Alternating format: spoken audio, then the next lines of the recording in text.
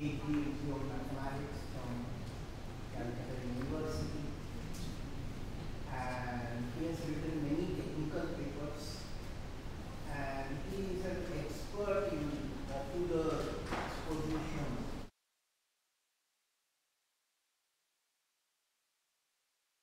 There are many publications and lectures.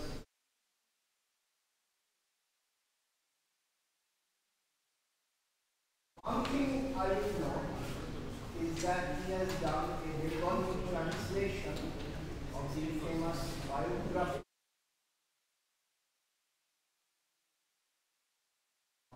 Robert Carmichael. He has done a Bengali translation of that. I not read it, but now that I read it,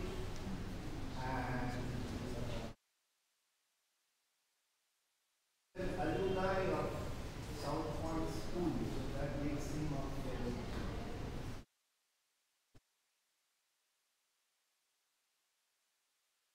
Thank you. Thank you for your kind introduction. At the outset, at the beginning, I'd like to beg your excuse for my tonal quality today. It's not like this usually. গতকাল হঠাৎ করে গলার এই অবস্থা হয়ে গেছে। I will try my level best. আজকের লেকচারটা হয়ে যাবে, কালকে কলেজে কি হবে জানি না। Anyway, so we'll be talking about life and work of Srinivas Ramanujan. I've been told by my good friend Nitish that Bangla, English, যে কোনোটাই চলবে. Slides are mostly prepared in English.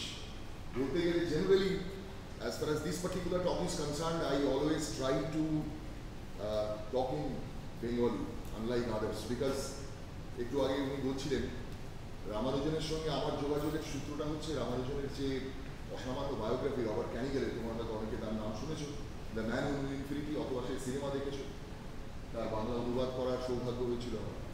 ফলে সেই সুবাদে যেটুকু যা কাজ করেছি সেগুলো বাংলাতেই, সেই জন্য ইংরেজি বলতে গেলে মনে হয় ক্যানিগেলের কথা বলছি, ওই জন্য রামানুজন সম্বন্ধে বলতে গেলে বাংলায় বলাটাই আমি বেশি পছন্দ করি। এনিওয়ে, সো শ্রীনিবাস রামানুজন কিছু ঝলক এই কারণে যে এই মহাজীবনের কাহিনী, তার গণিতের তো প্রশ্নই ওঠে না, শুধু তার জীবন কাহিনী এমন অবিশ্বাস্য যে ঘণ্টাখানেক সময়ের মধ্যে তাকে জাস্টিস করা প্রায় অসম্ভব, রূপকথার গল্পের মধ্যে। কাজে আমরা এই লেকচারটার আরেকটা নাম এরকম দিতে পারি, এক ফেল করা ছেলে ফেলও করে ওঠার গল্প, যেমন তেমন ফেল নয়, একেবারে ফেল অফ রয়্যাল সোসাইটি। এই রূপকথার গল্পে আমার আজকে ইচ্ছে যে ঠিক লিনিয়ার রিপ্রেজেন্টেশন যেরকম হয়, অর্থাৎ কবে তিনি জন্মালেন, তারপর ধাপে ধাপে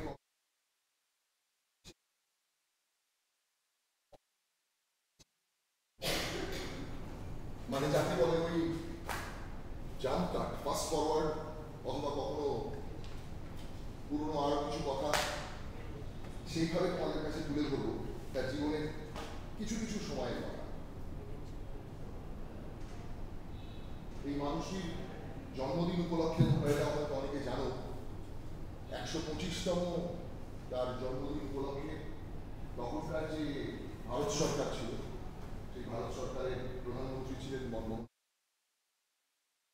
রাষ্ট্রীয় জাতীয় গণিত দিবস হিসাবে তার জন্মদিনকে ঘোষণা করেছিলেন, এই স্ট্যাম্প পাবলিশ হয়েছিল। এসব আমরা রামানুজনের গল্প শুরু করি 1936 সাল। 1936 সাল মানে তখন রামানুজন মারা গিয়েছেন, 16 বছর হয়ে গেল। হার্ভার্ড বিশ্ববিদ্যালয়ের নাম তোমরা শুনেছ, পৃথিবীর অন্যতম শ্রেষ্ঠ শিক্ষা প্রতিষ্ঠান। 36 সালে হার্ভার্ডের টার সেন্টিনারি উৎসব, 30শতবার্ষিকী। সারা পৃথিবী থেকে প্রায় 1900 জন নানান বিষয়ের পণ্ডিতরা সেখানে আমন্ত্রিত। আর সেই সেমিনারে, 3 দিনের সেই সেমিনারে আমন্ত্রিত অতিথিদের মধ্যে অন্তত 19 জন নোবেল লরিয়েট বসে আছে। আর সেইখানে বক্তৃতা দিতে উঠছেন G.H. হার্ডি, যাকে বলা হতো purest of the pure mathematician, British গণিতের ভগীরথ, যিনি নিজের হাতে করে ব্রিটিশ গণিতের ঘরানাকে বদলে দিয়েছিলেন। যে ব্রিটিশ গণিত নিউটনিয়ান মেকানিক্সের বাইরে বেরোতো না তার আগে। নিউটন বলে গেছেন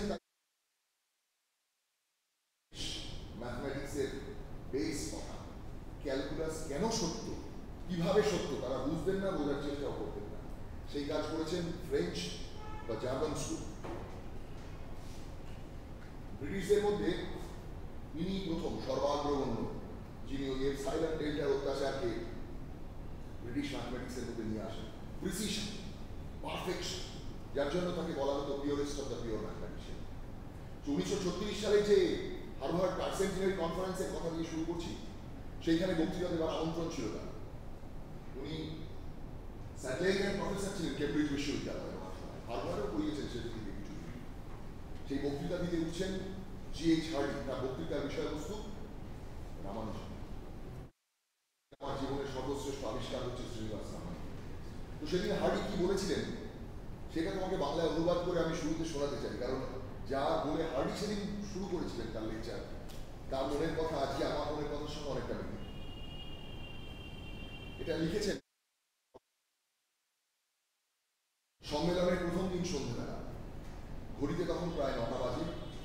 নিউ লেকচার হলে সমবেত শ্রোতাদের সামনে জরাজীর্ণ, ধূসর, বয়সের ভারে ক্লান্ত, শব্দ চয়নের যে ছন্দময় দোলা ছিল তার লেখার একান্ত নিজস্ব বৈশিষ্ট্য।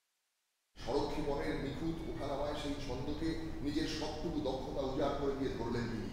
শ্রোতাদের উদ্দেশ্যে বললেন যে আমি আজকে তোমাদেরও বলছি, আজকের এই ভাষণে আমি আপনাদের সামনে যা তুলে ধরতে চাই তা আমার পক্ষে সত্যি দুরূহ এক কাজ। আমার এই সম্ভাব্য ব্যর্থতার অজুহাত হিসেবে গোড়াতেই যদি সাফাই গাইতে চাইতাম, তাহলে দুরূহ না বলে আমার নিজেকে মনের কথা গুছিয়ে নিতে হবে। সত্যি বলতে কি, আগে এভাবে কখনো আমাকে ভাবতে হয়নি। আমাকে চেষ্টা করতে হবে আপনাদের সাহায্য করতে, যাতে আপনারাও আপনাদের মনে ধীরে ধীরে গড়ে নিতে পারেন এমন একজন মানুষের যতদূর সম্ভব এক যুক্তি নির্ভর মূল্যায়ন, যিনি ছিলেন গণিতের আধুনিক কালের ইতিহাসের সবচেয়ে অবাস্তব এক রোমান্টিক চরিত্র। এমন একজন মানুষ যার কর্মজীবন ছিল আপাত বিরোধিতা এবং আপাত অবাস্তব নানান বিষয়ের এক বিচিত্র মিশেল। আমরা সাধারণত যেসব মানদণ্ডে পরস্পরকে যাচাই করে থাকি, তিনি ছিলেন প্রায় তার সবগুলোর ঊর্ধ্বে। তার সম্বন্ধে সম্ভবত একটা মাত্র বিষয়ই আমরা সকলে একমত হতে পারি, আর সেটা হলো এই যে কোনো এক দিক থেকে তিনি এক অসামান্য স্তরের মহান গণিতজ্ঞ ছিলেন। আর তারপর হার্ডি ধীরে ধীরে শ্রোতাদের কাছে তুলে ধরতে লাগলেন তার বন্ধু রামানুজনের কথা, যেটা আজকে আমিও চেষ্টা করব। তখন যদি কোনো দক্ষিণ ভারতে বেড়াতে যাও, কুম্ভকোণে সারঙ্গপাণি সন্নিধি স্ট্রিট, সারঙ্গপাণি, সাঙ্গ হচ্ছে বিষ্ণুর ধনুকের নাম, সেই সাঙ্গপাণি বিষ্ণুর মন্দির, সেই মন্দিরের সন্নিহিত যে রাস্তা, সেই রাস্তার ধারে এরকম একটি বাড়ি। এই বাড়ির অন্যতম বসবাসকারী শ্রীনিবাস রামানুজন। সেই সময় বাড়ির চেহারাই বলে দিচ্ছে যে কি ধরনের ফিনান্সিয়াল ব্যাকগ্রাউন্ড থেকে তার উত্থান। তার পরিবার, তার বাবা মায়ের তিনি বড় সন্তান, জ্যেষ্ঠ সন্তান। তার বাবা জন্মের সময়, রামানুজনের জন্মের সময় বাবা 24 বছর বয়স, মায়ের বয়স 19 বছর। ওর বাবা একটি শাড়ির দোকানে চাকরি করেন, ক্লারিক্যাল জব। বাবা বা মা সেই অর্থে এই প্রথাগত শিক্ষায় শিক্ষিত নন। বাবা কিছুটা তামিল লেখা লিখতে পড়তে জানেন, মায়ের সম্বন্ধে সেরকম কোনো তথ্য জানা নেই। রামানুজনের জন্মে 7 বছরের মধ্যে ওর আরো 3 ভাই বোন জন্মেছিল, যারা সকলেই মারা গিয়েছে প্রিম্যাচিওরলি। তার অনেক পরে রামানুজনের থেকে 11 বছরের এবং 17 বছরের ছোট 2 ভাই, তার পরবর্তীকালে তারা দীর্ঘায়ু হয়েছিলেন, বেঁচেছিলেন। রামানুজনের যাকে দিয়ে তুমি জাস্টিফাই করতে পারবে যে হঠাৎ করে রামানুজনের মতন এরকম একজন জেনেটিক ব্রিলিয়ান্ট কি করে ওই পরিবারে জন্ম নিল। সেই পরিবারের আগে বা তার পরে কোথাও কখনো আর এমন কোনো কিছু নেই যার থেকে একে জাস্টিফাই করা সম্ভব। যাই হোক, এই বাড়ি আজকে এরকম চেহারায় তাকে সংরক্ষণ করা হয়েছে। শাস্ত্র ইউনিভার্সিটি, শাস্ত্র মানে এইটা সমুদ্র arts, science and technology research academy. সরকার নয়, সরকারের এসব করার সময় নেই। প্রাইভেট ইউনিভার্সিটি, তারা এটাকে অধিগ্রহণ করে এটা একটা মিউজিয়াম বানিয়েছেন। সেখানে গেলে রামানুজন তার ব্যবহৃত জিনিসপত্র, চিঠি চাপাটি, ছবি ইত্যাদি নিয়ে সুন্দর করে সাজানো আছে রামানুজন মন্দির। আমার যাওয়া হয়নি, যাওয়ার কথা ছিল। দুর্ভাগ্য, সেই বছরই করোনার অ্যাটাকে সমস্ত কিছু ধ্বংস নষ্ট হয়ে গেল। 2020-তে যে সর্বভারতীয় কমিটি তৈরি হয়েছিল, আমি তার মেম্বার ছিলাম, তার মিটিংও দিল্লিতে, তারপর মার্চ থেকে তো সব বন্ধ হয়ে গেল 2020। ফলে সেগুলো সবই হয়েছে অনলাইনে। আমি অনলাইনে বক্তৃতা দিয়েছি, পৃথিবীর নানান প্রান্ত থেকে নানান রামানুজন বিশেষজ্ঞ বক্তৃতা দিয়েছেন, কিন্তু জিনিসটা হওয়ার কথা ছিল সব গিয়ে তার জন্মস্থানে ওই কুম্ভকোণমে, কিন্তু যাওয়া হয়ে ওঠেনি। তোমরা কখনো গেলে দক্ষিণ ভারতে বেড়াতে অবশ্যই দেখিয়েছো রামানুজনের এই মন্দির। তো এই সাধুপাল মন্দিরের সেই বিষ্ণু আর এই দুই ভাই যার কথা বলছিলাম, রামানুজনের দুই ছোট ভাই লক্ষ্মী নরসিংহ আর থিরু নারায়ণ, এদের একজন পরবর্তীকালে দুজনই পাস করেছিলেন। একজন একটি পোস্ট অফিসের একটা তালিকালের ওপরে আপার ডিভিশন ক্লার্ক মতো হয়েছিলেন, আরেকজন ইংরেজি সাহিত্যে পড়াশোনা করেছিলেন, তিনিও খুব বেশি কিছু এদের সম্বন্ধে আর জানা যায় না। ইনফ্যাক্ট খুব দুর্ভাগ্যের যে গোটা পরিবারটা ভারতবর্ষের এই 140 কোটি জনসংখ্যার কোথায় হারিয়ে গেছে আমরা কেউ কিছু জানি না। রামানুজনের পরবর্তী প্রজন্ম, প্রত্যক্ষ প্রজন্ম নেই, রামানুজনের কোনো সন্তান ছিল না, কিন্তু তার ভাইদের যে দু ভাই বেঁচেছিলেন পরবর্তীকালে, তারা কে কোথায় হারিয়ে গেছেন, তাদের ছেলেপুলেরা কে কোথায় আছে তার কোনো খোঁজ। যাই হোক, আবার একটা জানতাম একটু পিছিয়ে যায়। 1905 সালে রামানুজন 1887 সালে জন্মেছে, তাহলে 87 আর 1905 বয়সে রামানুজনের যদি একটা সিভি লিখতে বলা হতো, তাহলে সেই সিভিটা দেখতে কেমন হতো। 1905 সালে কুম্ভকোণম সরকারি কলেজ থেকে নাম কাটা গেছে, তারা পরীক্ষায় ফেল করেছেন ইংলিশ কম্পোজিশন, ছাত্রবৃত্তি বাতিল হয়ে গেছে। 6 সালে মাদ্রাজের আরেকটি কলেজ হচ্চাইয়াপ্পা কলেজে ভর্তি হয়েছেন, কলেজ ছেড়ে দেশে ফিরে যেতে হয়েছে। তার শারীরিক কারণে কি হাতুড়ে ডাক্তারের কাছে অপারেশন করতে হয়েছিল পয়সার অভাবে, সে মিশিয়ে ফেলেছিল সে সমস্ত, এমনভাবে শরীর খারাপ ভেঙে পড়ে যে পড়াশোনা ছেড়ে দিয়ে দেশে ফিরে যেতে হয়। 7 সালে প্রাইভেট ছাত্র হিসেবে আবার পরীক্ষা দেন, ফার্স্ট আর্টসের পরীক্ষা, ফার্স্ট আর্টস তখনকার দিনে এফএ পরীক্ষা, অনেকটা আজকের হায়ার সেকেন্ডারির সমতুল্য, যেটা দিয়ে পাশ করলে ইউনিভার্সিটিতে ভর্তি হওয়া যায় গ্র্যাজুয়েট, আন্ডার গ্র্যাজুয়েট ছাত্র হিসেবে। সেই পরীক্ষায় পাশ করতে পারেনি আবার ফেল। আর তারপর থেকে ওই 6 বছর আর কোনো শিক্ষা প্রতিষ্ঠানে পড়াশোনা করার সুযোগ জোটেনি না। রামানুজনকে দেখা যেত তার বাড়ির বাইরে যে বারান্দা, ওই যে বারান্দা দেখছি বাড়ির ছবির সামনে, পিয়ল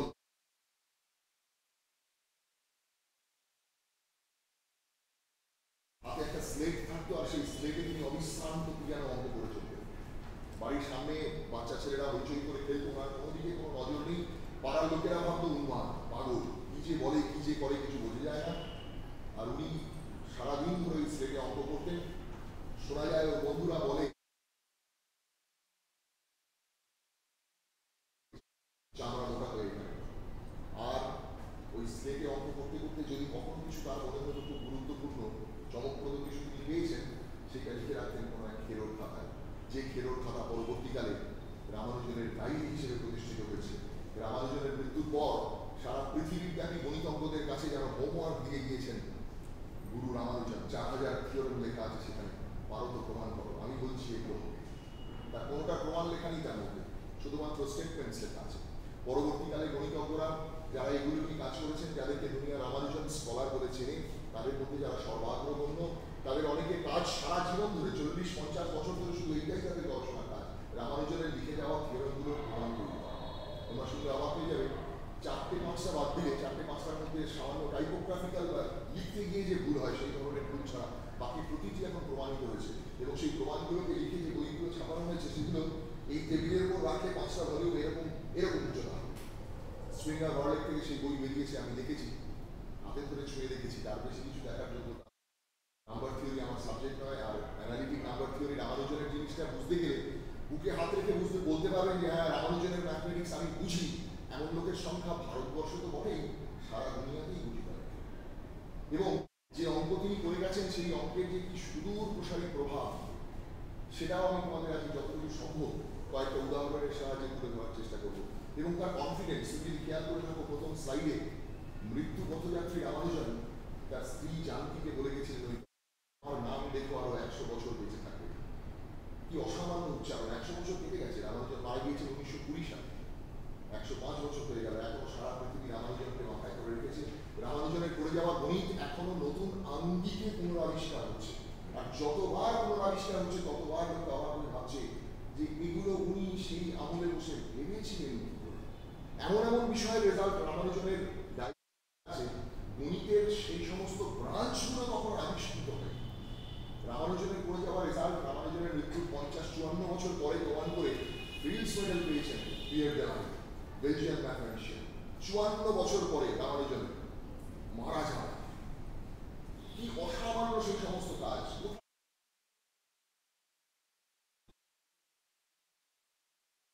কাউকে সেগুলো বুঝিয়ে বলে দিতে পারেননি, জীবনটাকে সেই সুযোগ দেন।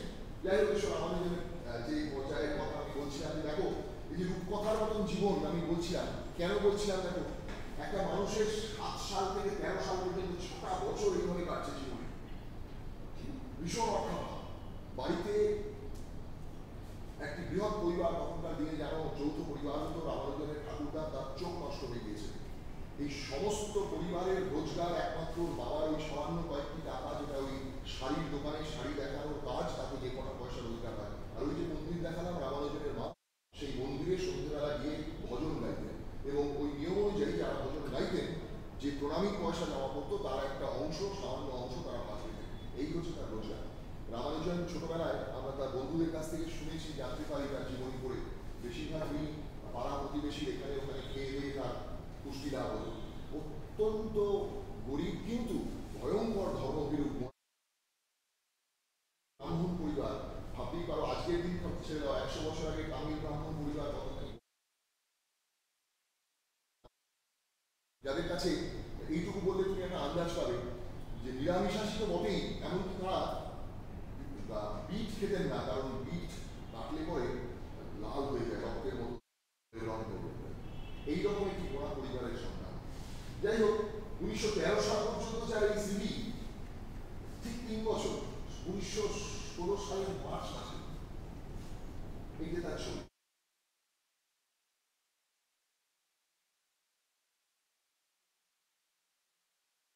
অন্যান্য ফেলো ম্যাথমেটিশিয়ানস, এবং বিএ ডিগ্রি পেয়েছেন বাই রিসার্চ, পরীক্ষা দিয়ে না।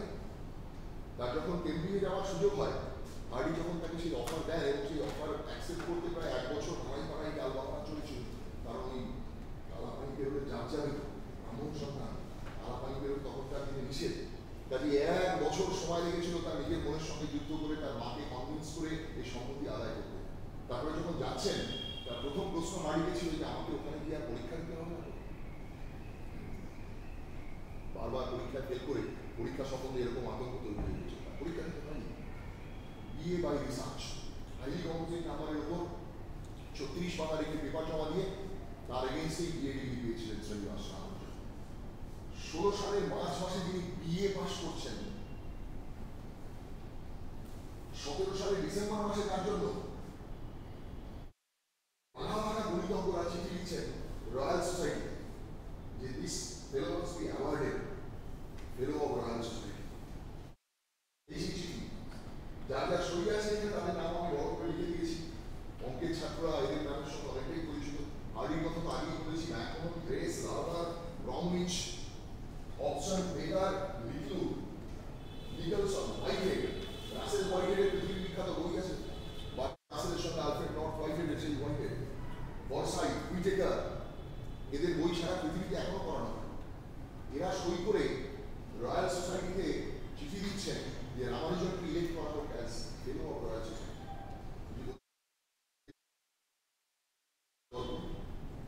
Awarded on 2 May 2018। ডিসেম্বর 17 আরো অনেক কিছু ঘটে গেছে। ফ্রাস্ট্রেশন, বাড়িতে অশান্তি, খবর না আসা, সবকিছু মিলিয়ে ডিপ্রেশনে রামানুজন এই সময়ের মাঝে ফেব্রুয়ারি মাসে সুইসাইড করতে দিয়েছিলেন। মেট্রো রেলের সাথে ঝাঁপ দিয়েছিলেন লন্ডনে। সৌভাগ্য ট্রেনটা দাঁড়িয়ে পড়তে পেরেছিল, কিন্তু পুলিশ ধরে নিয়ে গেছিল। ব্রিটিশ আইনে জানো তো, আমাদের দেশের আইন তো আইনেই তৈরি হয়েছে, সুইসাইড কিন্তু ক্রিমিনাল অফেন্স, সুইসাইডাল অ্যাটেম্প্ট। কাজে পুলিশ ধরে নিয়ে চলে গেছিল স্কটল্যান্ডে। সাক্ষী আছে, হার্ডি মিথ্যা সাক্ষ্য দিয়ে ছাড়িয়েছে। স্কটল্যান্ড হার্ডি গিয়ে বলেছিলেন যে ইউ সিম্পলি ক্যানট অ্যারেস্ট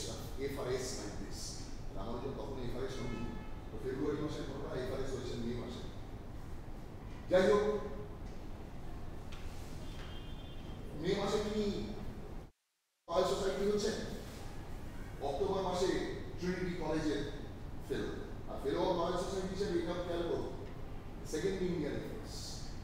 ভারতবর্ষে এর আগে আর একজনই ফেলো অফ রয়্যাল সোসাইটি হয়েছেন, তিনি একজন গুজরাটি নেভাল আর্কিটেক্ট আরদাসি, তার সম্বন্ধে খুব বেশি কিছু জানা যায় না। তিনি সম্ভবত ইংরেজদের কোনো নেভি ডিজাইন করতে কিছু করতে সাহায্য করেছিলেন, সেই সুবাদে তিনি পেয়েছিলেন, তার ডিটেলস খুব বেশি আর জানা নেই। Is the second Indian fellow of royal society.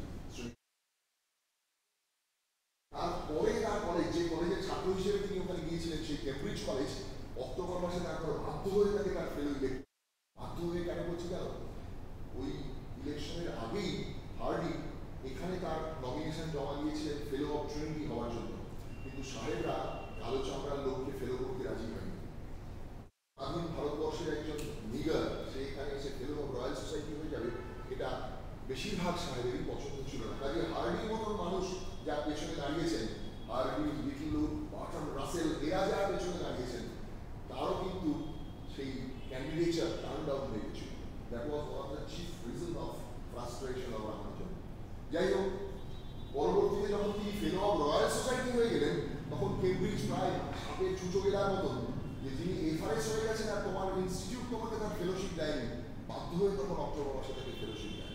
It's the first ever Indian fellow of Cambridge Trinity college. এটা 13ই অক্টোবর 1918 কথা। আর তারপর চিঠিটা 29 এপ্রিল 1920, যে চিঠি বেসিক্যালি একটা টেলিগ্রাম, যে টেলিগ্রাম বলছে, by direction of the syndicate I write to communicate to you, article লিখছেন, with feeling of deep regret the sad news of the death of Srinivas Ramanujan. Tragic হিরোর কথা শুনেছি না, গ্রেট নাটকের, সেরকম জীবনের সর্বোচ্চ পর্যায় থেকে হঠাৎ করে স্টেজ ছেড়ে দিয়েছে। থাকতেন যদি কি হতে পারত অঙ্কের জগতে, সেটা এখন শুধু আমাদের কাছে কল্পনা করার অবকাশ আছে। এই যদি রূপকথা না হয়, তাহলে কোন জিনিসকে রূপকথা বলবে? জীবনের এর থেকে বড় রূপকথা কি?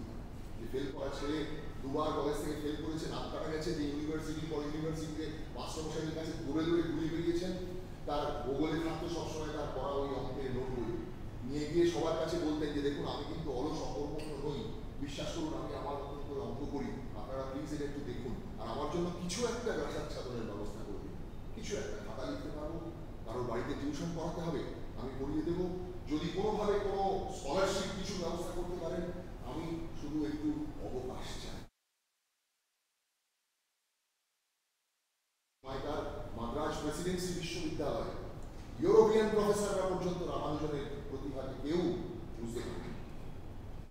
তাকে অনেকে শুধু যে তাড়িয়ে দিয়েছিল তাই নয়, অপমান করেছে, বুদ্ধিবৃত্তিগত জালিয়াত হিসেবে ভেবেছে। বলেছে তুমি এমন কিছু তোমার ডায়েরিতে লিখে নিয়ে এসছো যে সেগুলো তো শুধু প্রিন্টিং ছট তাই নয়, ইন্টেনশনালি এমনভাবে লিখেছো যে ওগুলো কোথায় বলতে আমরা বুঝতে পারছি না। এতটাই ভাইয়ে বেরিয়েছিল তার নিজের সময় গণিতের থেকে এতটাই এগিয়েছিলেন তিনি। আজকে যারা তাকে তার সেই কাজকে বুঝতে পেরেছে তারা বলে রামানুজন একা ওই যে 6টা বছর সময় পেয়েছেন, ওই একা নিজের প্রতিভায় লাইব্রেরিতে কনেমারা লাইব্রেরি বলে মাদ্রাজের একটা লাইব্রেরিতে গিয়ে সেখান থেকে অঙ্কের বই জোগাড় করে নিয়ে উনি নিজে বসে বসে পড়তেন। একা নিজের চেষ্টায় 150 বছরের ইউরোপের অঙ্ককে পুনরাবিষ্কার করেছিলেন নিজের মতো। উনি জানতেন না তার অর্ধেক রেজাল্ট যেগুলো আগে হয়ে গেছে কেউ না কেউ করেছে, উনি নিজের মতো করে আবিষ্কার। পরে যখন জানতে পেরেছেন, লজ্জায় সেই কাগজ টাগজ নিয়ে লুকিয়ে ওই বাড়ির খাবারের চালের মধ্যে লুকিয়ে রেখে দিতেন, পাশে লোকে কেউ দেখে ফেললে ভাবে যে উনি অন্যের করা রেজাল্ট নিজে লিখেছেন। 150 বছরের সমগ্র ইউরোপের গণিতকে নিজে পুনরাবিষ্কার করে আরো 100 বছর এগিয়ে দিয়ে গিয়েছিলেন। রামানুজনের মৃত্যুর পর 100 বছরের গণিতের ইতিহাসে যা যা ফান্ডামেন্টাল ইম্পর্টেন্ট ঘটনা ঘটেছে, ইনক্লুডিং ফার্মাস লিটল থিওরেম, রামানুজনের পড়ে যাওয়া অঙ্কের ছাপ নেই এমন একটা ঘটনাও দেখা যায়। এত অসামান্য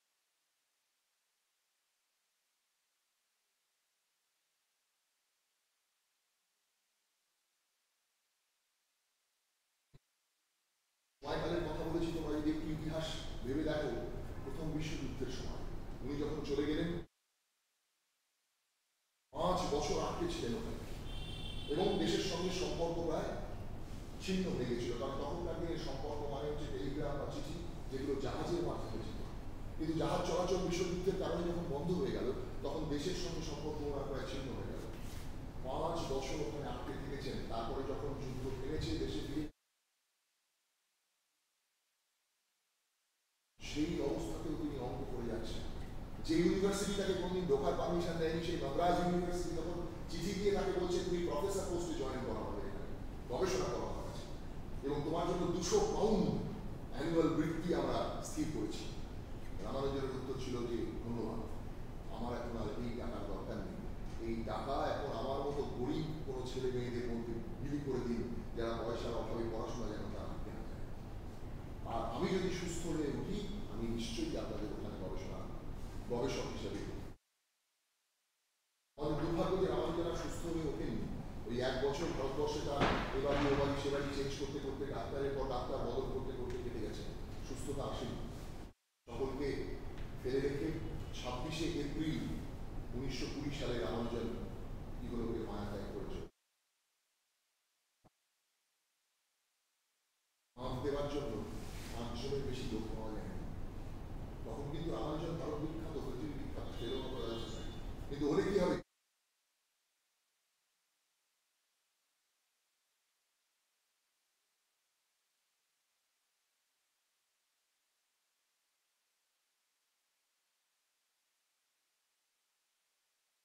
যাই হোক, রামানুজনের জীবনের অন্যান্য কাহিনীর কথা ফিরে আসে। রামানুজনকে বলা হয় self taught genius of inexplicable originality. আমাদের দুর্ভাগ্য যে রামানুজন গবেষক ছাত্র নিয়ে মাদ্রাজ বিশ্ববিদ্যালয়ে জয়েন করতে পারলেন না, তার আগেই ছেড়ে চলে গেলেন। যদি পারতেন তাহলে অন্তত সেই গবেষক ছাত্রদের মাধ্যমে তার যে লিগ্যাসি, তার যে চিন্তা করার ধরন, তিনি কিভাবে এই অঙ্কগুলো করতেন, সেটা হয়তো কাউকে কমিউনিকেট করে দিয়ে যেতে পারতেন। 5 বছর উনি ইংল্যান্ডে ছিলেন, হার্ডির সঙ্গে পড়াশোনা করেছেন। হার্ডি পরে ইনি আক্ষেপ করেছেন বারবার যে আমি কোনোদিন ওকে জিজ্ঞেস করিনি যে তুমি এগুলো কি করে ভাবো, কারণ আমিও তো দিনের শেষে একজন ম্যাথমেটিশিয়ান, যে ওর সঙ্গে দেখা করতে যেতাম রোজ অঙ্ক নিয়ে আলোচনা করবো বলে, আর প্রতিদিনই ও নতুন নতুন কিছু রেজাল্ট নিয়ে আমায় বলতো হার্ডি কালকে আমি এটা পেয়েছি, আর ওইটা নিয়ে আলোচনা করতেই আমাদের দিন কেটে যেত। কিভাবে ও ভাবে, কোথা থেকে ওর মাথায় এগুলো আসে, সেগুলো কোনোদিন আমি ওকে জিজ্ঞেস করার সুযোগ পাইনি। আর আমি তো জানতাম না যে এত তাড়াতাড়ি আমাদের ছেড়ে চলে। তাই রামানুজনের যে প্রতিভা, সেই রামানুজনের যে গণিত প্রজ্ঞা, এই যে স্বজ্ঞাদিত্য ইনটুইশন, এটা যে কোথা থেকে আসতো সেটা কিন্তু আমাদের কাছে আজও পর্দা আড়ালে দিতে, তার পর্দা সরিয়ে তার কিন্তু আলো ফেলা আজ পর্যন্ত কারোর পক্ষে সম্ভব নয়। রামানুজনের একটা ঘটনার কথা তোমায় বলি। রামানুজনের একটু ঘনিষ্ঠ বন্ধু ছিলেন প্রশান্ত চন্দ্র মহানবিশ, ফাদার অফ ইন্ডিয়ান স্ট্যাটিস্টিক্স। সেই একই সময় যখন রামানুজন পড়ছেন ওখানকার ট্রিনিটি কলেজে পড়ছেন, মানে গবেষণার কাজে গিয়েছেন, সেই সময় কাছাকাছি অঞ্চলের কিংস কলেজের ছাত্র প্রশান্ত চন্দ্র মহানবিশ রামানুজনের খবর পেয়ে, পরিচয় পেয়ে যে ইন্ডিয়া থেকে এরকম একজন ছাত্র এসেছে, তার সাথে গিয়ে আলাপ করেন এবং নিজেদের খুব ঘনিষ্ঠ বন্ধুত্ব হয়ে যায়। প্রত্যেক রবিবার সকালবেলা প্রশান্ত চন্দ্র তার নিজের রেমিনিসেন্সে লিখে গেছেন যে প্রত্যেক রোববার সকালবেলা আমি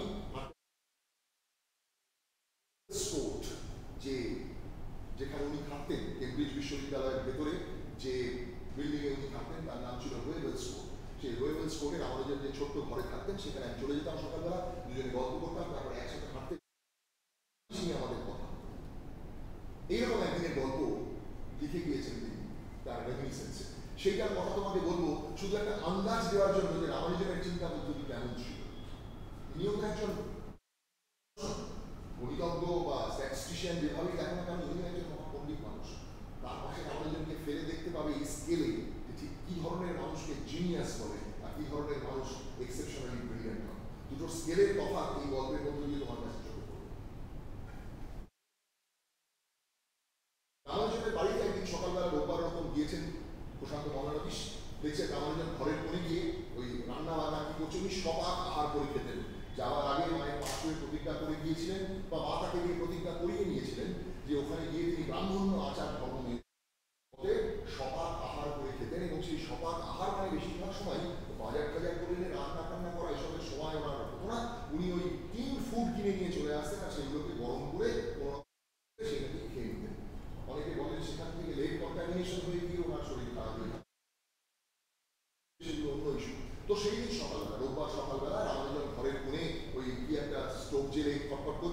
আর এখানে গল্প করতে করতে টেবিলের ওপর পড়ে আছে স্ট্র্যান্ড বলে একটা পত্রিকা, ওই যে পারপ্লেক্সিটি বলে একটা পার্টিকুলার সেকশন, স্ট্র্যান্ড একটা খুব দাম করা পত্রিকা, তার ডিসেম্বর ইস্যু টেবিলের ওপর পড়ে আছে, তখন খোলা হয়নি, সিল আমার বিষয়ে মনে হচ্ছে ওটা খুলে উল্টো দেখতে দেখতে গল্প করছেন। ওই পারপ্লেক্সিটি হচ্ছে ধারার কথা, পত্রিকা থাকে একটা ধারার কথা, ওই ধারার কথা একটা ধারা বেরিয়েছে আমাকে। সেই ধারাটা বেসিক্যালি সেই সময়কার জার্মান যে ইনভেশন চলছে, জার্মানি তখন যুদ্ধ ডিক্লেয়ার করে দিয়েছে, বেলজিয়ামে অলরেডি ঢুকে পড়েছে, লুভা বলে একটা জায়গায় বিরাট বড় একটা লাইব্রেরি তারা পুড়িয়ে দিয়েছে, সারা সভ্য বিশ্ব তাই নিয়ে চিৎকার করছে লাইব্রেরি পড়ানোর ঘটনা নিয়ে। সেইটাকে উল্লেখ করে সেইটাকে জড়িয়ে ওখানকার পারপ্লেক্সিটির পেজে যিনি অথার তিনি একটা ধারা তৈরি করেছেন। সেই লুভার ঘটনা ওই ওখানে আমার এক বন্ধু থাকতো, সেই বন্ধুর বাড়িতে গিয়ে না আমার একটা অদ্ভুত অভিজ্ঞতা হয়েছিল, সেইটাকে দিয়ে একটা ধারা তৈরি করেছেন। গল্প করতে করতে সেই ধারাটা পড়ছেন প্রশান্ত মহানবিশ, এবং পড়তে করতে যেমনটা তিনি কিনা প্রশান্ত মহানবিশ, তিনি ধারাটার উত্তরও বের করে ফেললেন। ধারাটা কি ছিল সবাই বাংলায় যদি বলি, একটা লম্বা রাস্তার একবারে সারি সারি বাড়ি, বাড়ি নম্বর 1, 2, 3 ইত্যাদি করে চলেছে। মজার ব্যাপার হলো ওর বন্ধুর বাড়ির আগের বাড়িগুলোর নম্বরের যোগফল আর পরের বাড়িগুলোর নম্বরের যোগফল, লাইন দিয়ে বাড়ি পরপর একই দিকে রাস্তা, বন্ধু একটা বাড়িতে থাকে, তার আগের বাড়িগুলোর নম্বরের যোগফল আর পরের বাড়িগুলোর নম্বরের যোগফল সমান। আর তার সাথে আছে এই তথ্য যে মোট বাড়ির সংখ্যা 50-এর বেশি হবে, তবে অবশ্যই 500 কম।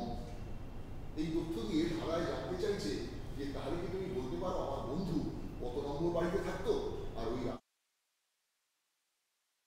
অর্থাৎ আমাদের কথা করে যদি ভাবি তাহলে ব্যাপারটা এরকম, এক্স এই যে বাড়িটা, বাড়ির সংখ্যা নাম্বার যদি এক্স হয়, বাড়িতে বন্ধু থাকে, এই 1 থেকে x - 1 বাঁদিকে আর x + 1 থেকে কোনো একটা আননোন n পর্যন্ত ডান দিকে, কত অনুযায়ী এইটার যোগফল আর এইটার যোগফল সমান। জানতে চাওয়া হচ্ছে তাহলে এই x এর ভ্যালু কত হতে পারে আর n এর ভ্যালু কত হতে পারে, given the condition যে n lies between 50 and 500, 550 এর থেকে বেশি, 500 থেকে কম। তিনি কিনা প্রশান্ত মহানবিশ, তাই তিনি একটু নাড়াচাড়া করে উত্তর বের করে ফেললেন। উত্তর তুমি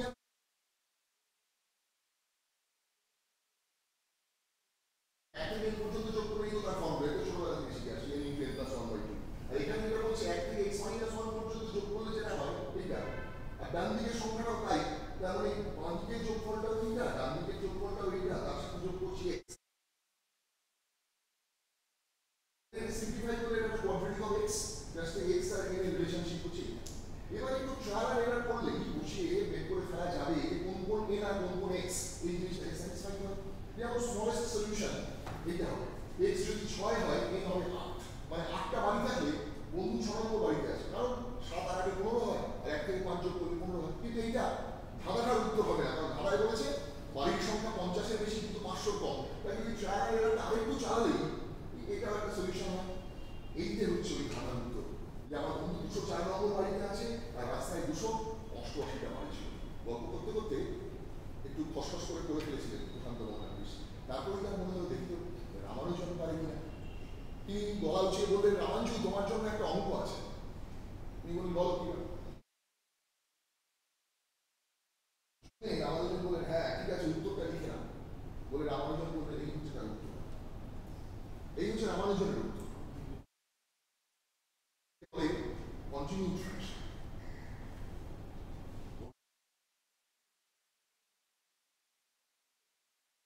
আসলে তুমি যে সলিউশন গুলো বলেছো এটা তো আন্ডার দ্য রেস্ট্রিকশন যে n লাইক কন্টিনিউড ফ্র্যাকশনটাকে যদি যে কোনো জায়গায় থামিয়ে দেওয়া যায়, থামিয়ে দিলে যে রেশনাল যাকে nth কনভার্জন বলে, সেইগুলোকে দিয়ে তুমি যাবতীয় উইদাউট রেস্ট্রিকশন এই প্রবলেমের যত রকম সলিউশন হতে পারে সবকিছু এর মধ্যে পেয়ে যাবে। অর্থাৎ ওই 50-এর বেশি 500 কম দরকার নেই, সে তো হবেই, তার সলিউশনের মধ্যে আছে ইনফাইনাইটলি মেনি সলিউশন। অর্থাৎ ওইদিকে বাড়ির সংখ্যা যত খুশি হোক না কেন, কোন কোন সংখ্যা মাঝখানে তার বাঁদিকেরটার ডান দিকেরটার সঙ্গে যোগফল সমান হয়, তার সম্পূর্ণ তালিকা। আজকে এই তালিকা ধরে তোমাকে বোঝাতে বসলে আমাকে বাকি আর গল্প বলা হবে না, এই তালিকায় তোমার বোঝাতে পারবে। যদি বুঝতে চাও লেকচারের শেষে আমি আলাদা করে বুঝিয়ে দেবো। ব্যাপারটা এইরকম, এই সমাধান করলে কয়টা ওই যে 6 আর 8 দেখতে পাচ্ছ, ওই যে পরের সমাধান 29 আর 49, আর যেটা ওই বিশেষ পারপ্লেক্সিটির সমাধান 204, 288 সব এখান থেকে উঠে আসে। আর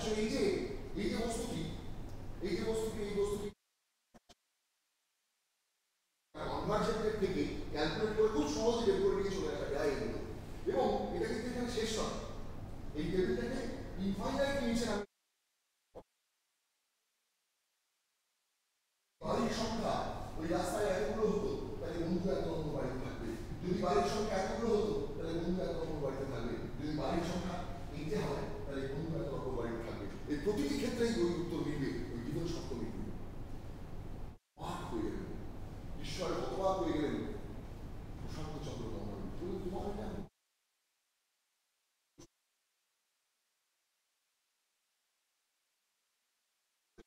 আমার তো শুনতে শুনতেই মনে হয় এর উত্তর তো কন্টিনিউ ফ্যাশন হবে।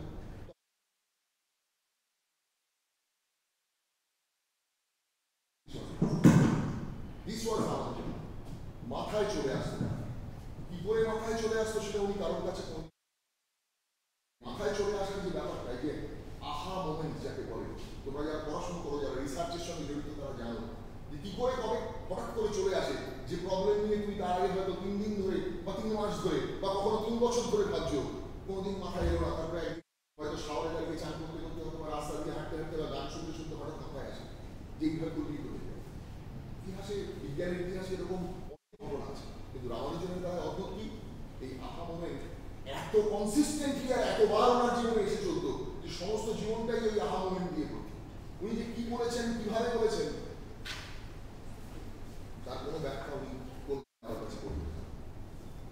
তো যাই হোক, রামানুজন সম্বন্ধে দেখো হার্ডি কি বলেছেন, এটা পড়লে রামানুজনের একটা অ্যাসেসমেন্ট তুমি পাবে। হার্ডি বলছেন, he was a Sadleirian professor of pure mathematics in Cambridge University, Ramanujan's mentor. তিনি বলছেন, it was his insight into algebraic formulae, transformation of infinite series and so forth, that was most amazing. I have never met his equal, and I can compare him only with Euler or Jacobi. কোন জায়ান্টদের সঙ্গে রামানুজনকে এক আসনে বসাচ্ছেন তিনি ভাবুন। I can only compare him with Euler or Jacobi. He is by far the greatest formalist of his time. One gift it has which no one can deny, profound and invincible originality. He would probably have been a greater mathematician if he could have been taught and tamed a little. On the other hand, he would have been less of a Ramanujan and more of a European professor, and the loss might have been greater than the gain. যার জন্য hardy বলেছেন, আমি ওকে কোনদিন আমাদের মতো করে অঙ্ক করতে জোর করিনি, কারণ তাহলে রামানুজনের অরিজিনালিটি হারিয়ে যেত। রামানুজন শুধু লিখে গিয়েছেন একটা পর একটা। তাও আজকের যুগে যারা রামানুজন আর হার্ডির সেই অসামান্য যে নিজেদের যে একটা ইন্টারকানেকশন, তাদের যে একটা যৌথ গবেষণা এবং তার সঙ্গে সেই যৌথ গবেষণার পিরিয়ডটাকে নিয়ে যারা গবেষণা করেছেন, ডিটেলস দেখেছেন, তারা এখন আক্ষেপ করেন যে যদি রামানুজনের যোগাযোগ সঙ্গে হতো বা কোনো একজন জার্মান ম্যাথমেটিশিয়ান সেই সময় দেখে এদের কারোর সঙ্গে হতো, তাহলে সম্ভবত রামানুজন আরো অনেক কিছু করে যেতে পারতেন। কারণ নয় করেও হার্ডি কিন্তু রামানুজনকে বারবার বাধ্য করেছেন, থামিয়ে দিয়েছেন, প্রমাণ চেয়েছেন, বারবার করে বলেছেন এটা প্রমাণ করতে হবে, কি করে হলো এটা।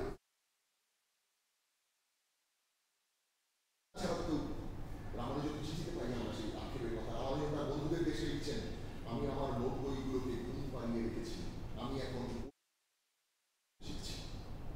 আর এই প্রমাণ পারফেকশন, যার জন্য হার্ডি হয়েছেন the purest of the pure mathematician, যার কাছে ওই উপরে হচ্ছেও বটে না হচ্ছেও বটে এসব জিনিসের কোনো দাম নেই। প্রিসাইজ অ্যান্ড প্রিস্টিন আর্গুমেন্ট ছাড়া তিনি কোনো কিছুকে মানবেন না। আর এই করতে গিয়ে রামানুজনের পায়ে বারবার বেরিয়ে পড়িয়েছেন তিনি।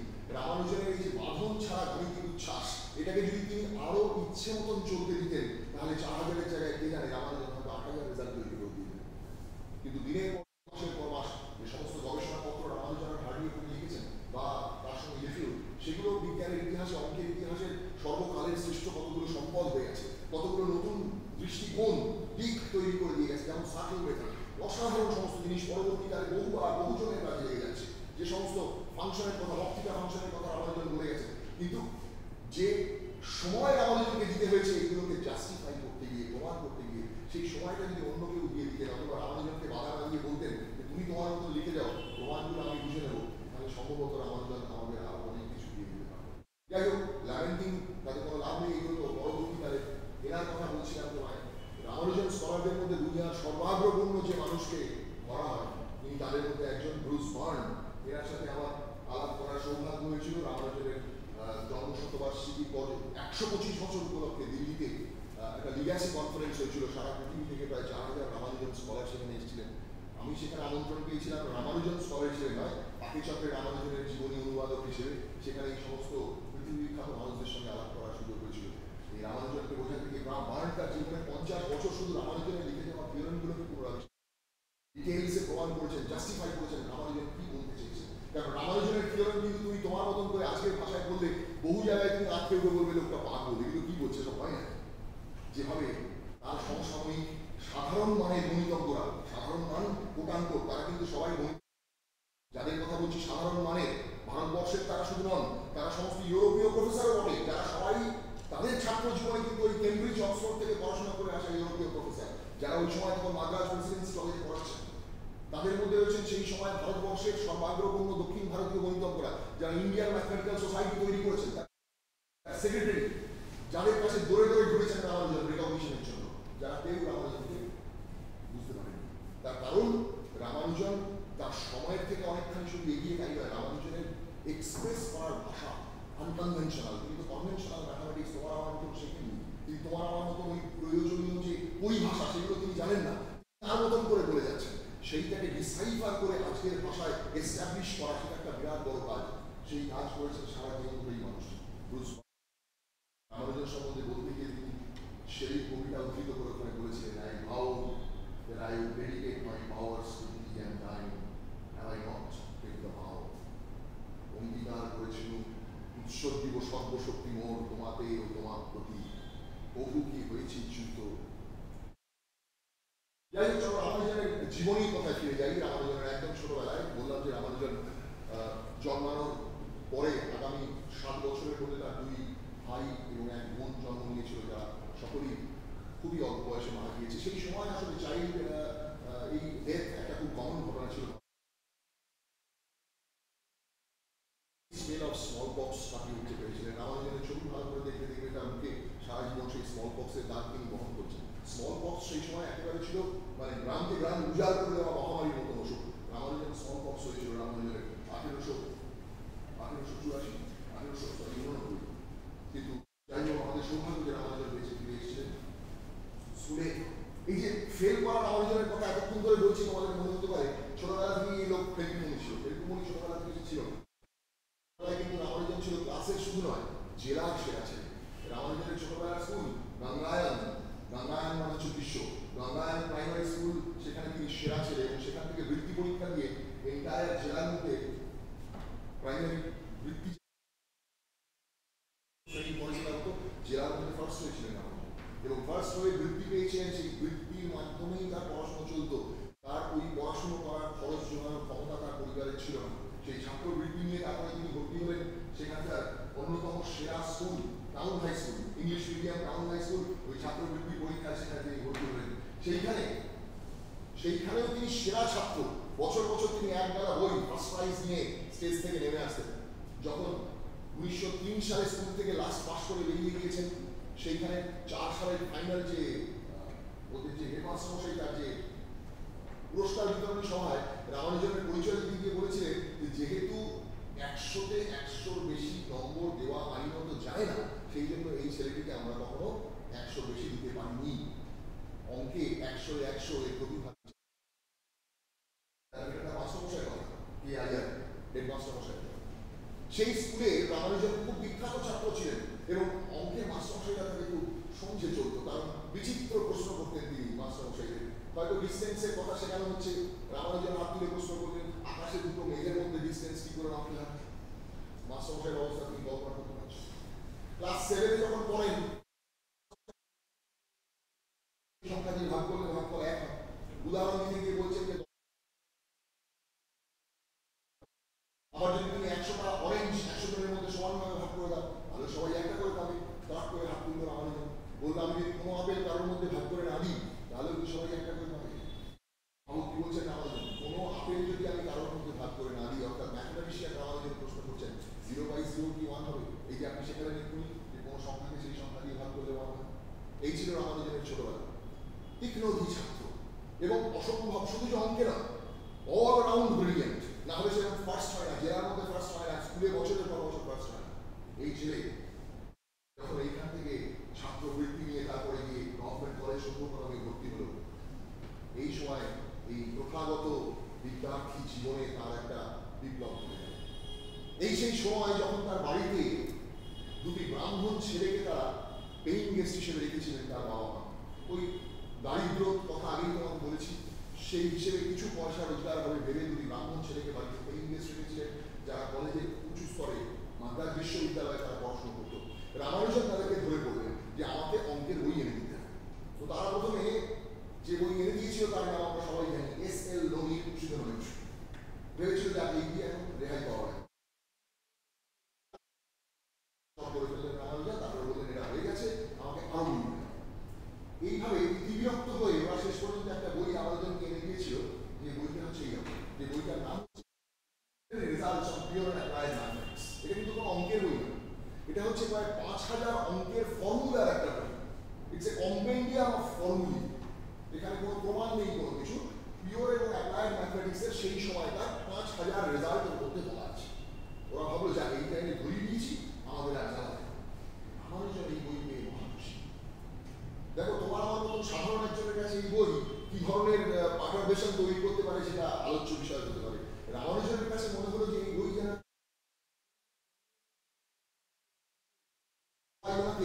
হাত মেরে ডাকছে যে এসো এসো এসো, পারো তো আমাকে প্রমাণ করো। রামানুজনের নাওয়া খাওয়া পড়াশোনা সব চুলো হয়ে গেল, তিনি সারাদিন এই বই নিয়ে পড়ে রইলেন। ক্লাসে বসে আছেন, মাস্টারমশাই রোম সাম্রাজ্যের ইতিহাস উদাত্ত কণ্ঠে বলে যাচ্ছে, রামানুজন লাস্টে ছিটকে কাছ থেকে বেরিয়ে চলে গেলেন।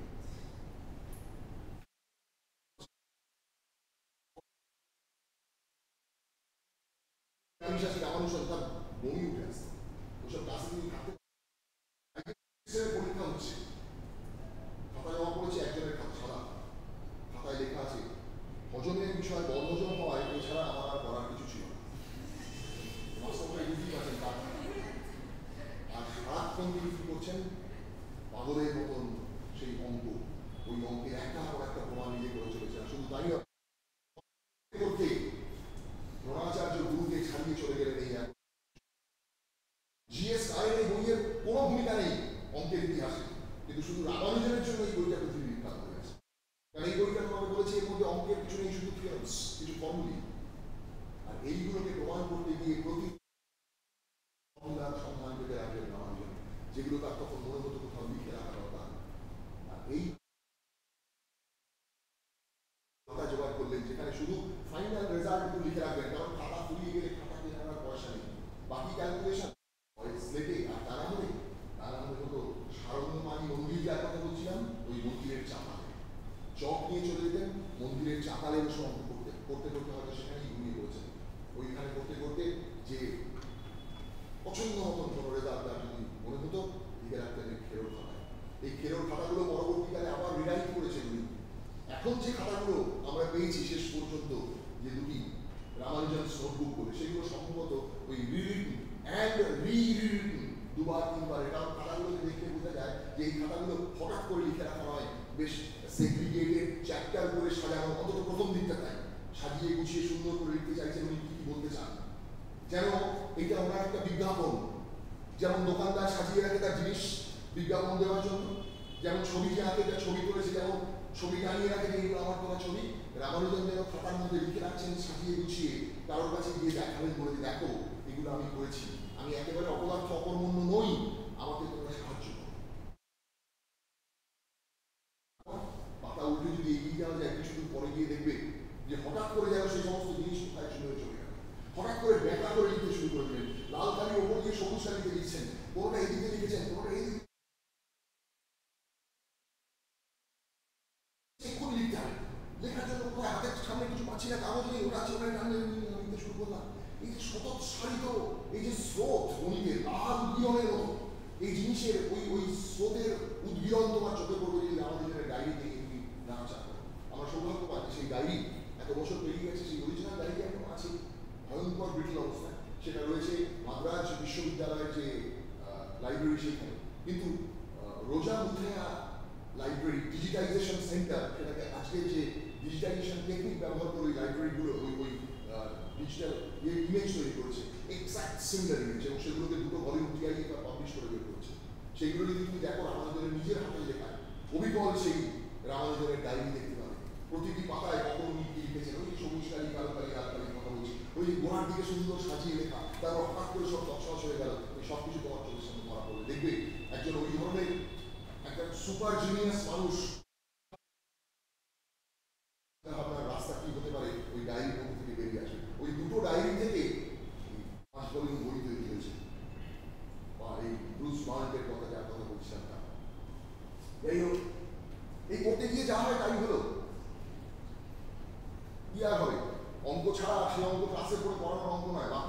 করছেন, সারা বছর ক্লাসে পড়া কিছু করেন না, তারপরে কি হবে? পরীক্ষায় ফেল করবেন।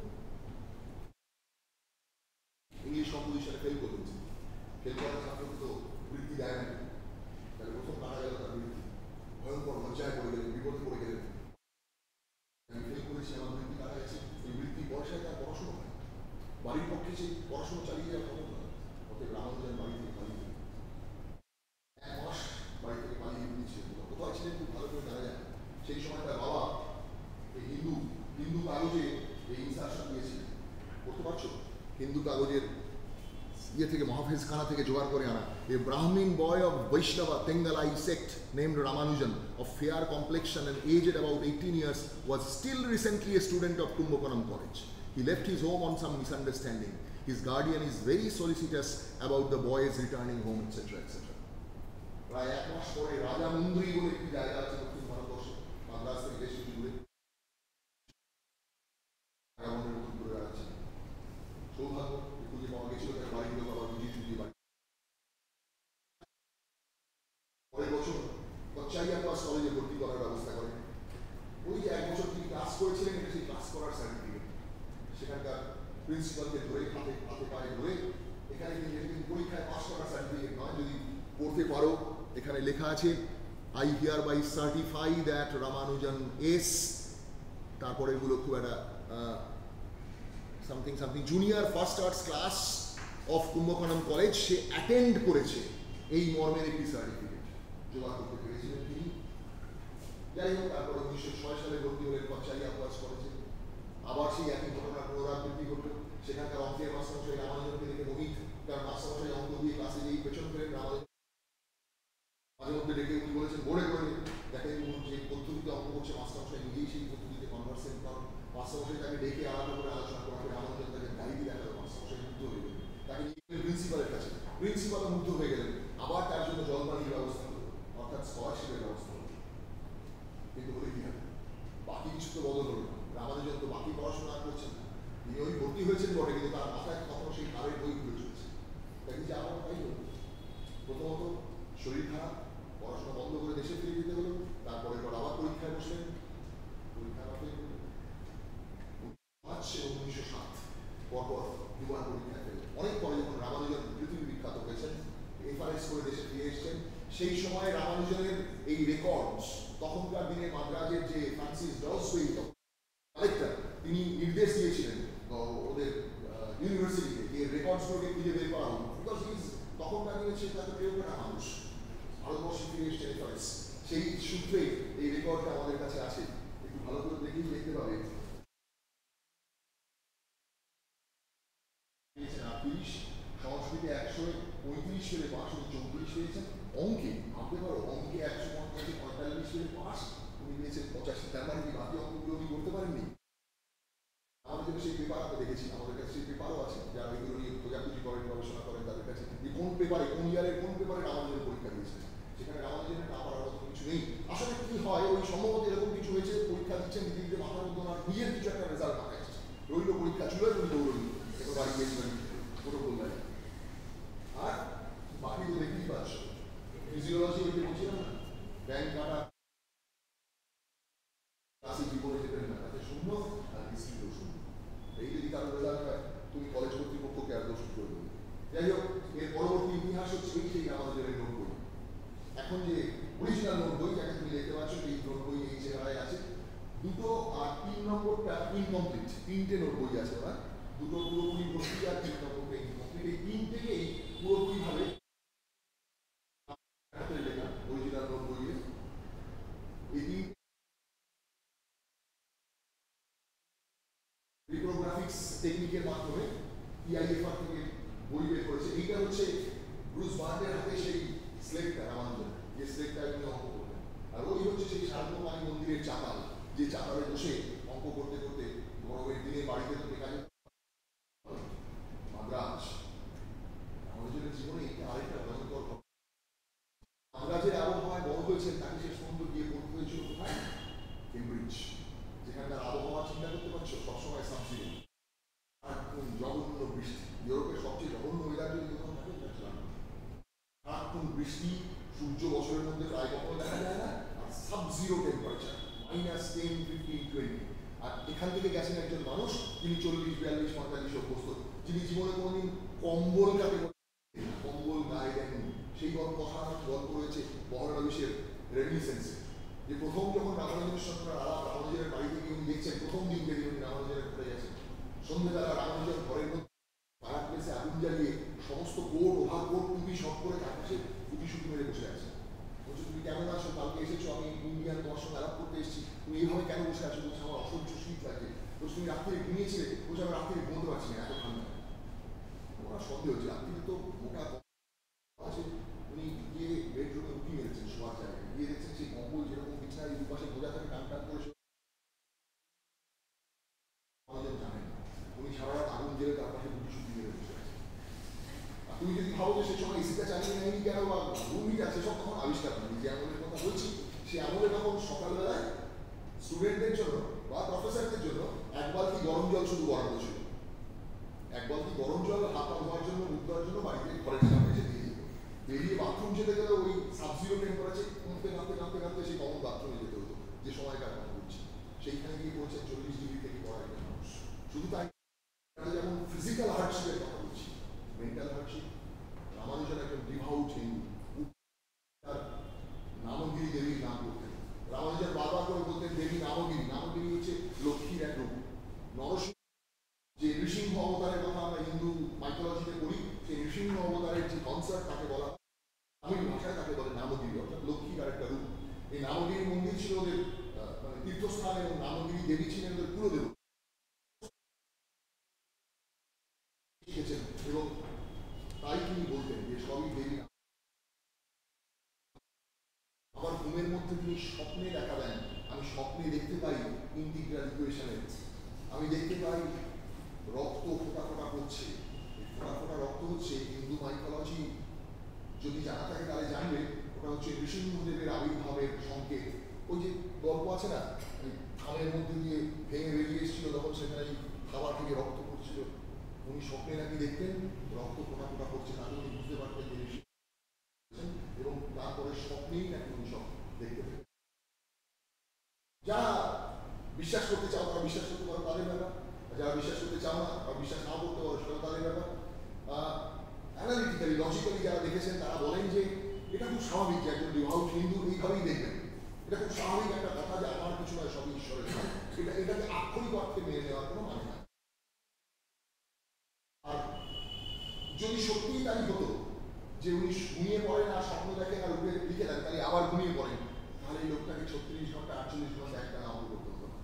যখন তিনি বিদেশে গিয়ে পৌঁছেছেন, বিদেশে যাওয়ার পর যারা তাকে দেখেছেন তারা জানতেন কি অত্যাচার করেছেন নিজের উপর, অবিশ্বাস্য অত্যাচার। 48 ঘন্টা 50 ঘন্টা খাওয়া নেই, স্নান নেই, কিছু নেই, পাগলের মতো শুধু অঙ্ক করছেন।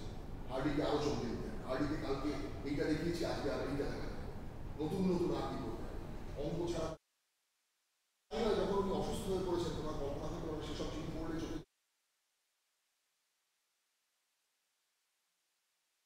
যক্ষা, টিউবারকুলোসিসের তখন কোনো চিকিৎসা আবিষ্কার হয়নি। ইউরোপের টিউবারকুলোসিসের চিকিৎসা মানে হচ্ছে অক্সিজেনে রেখে দেওয়া।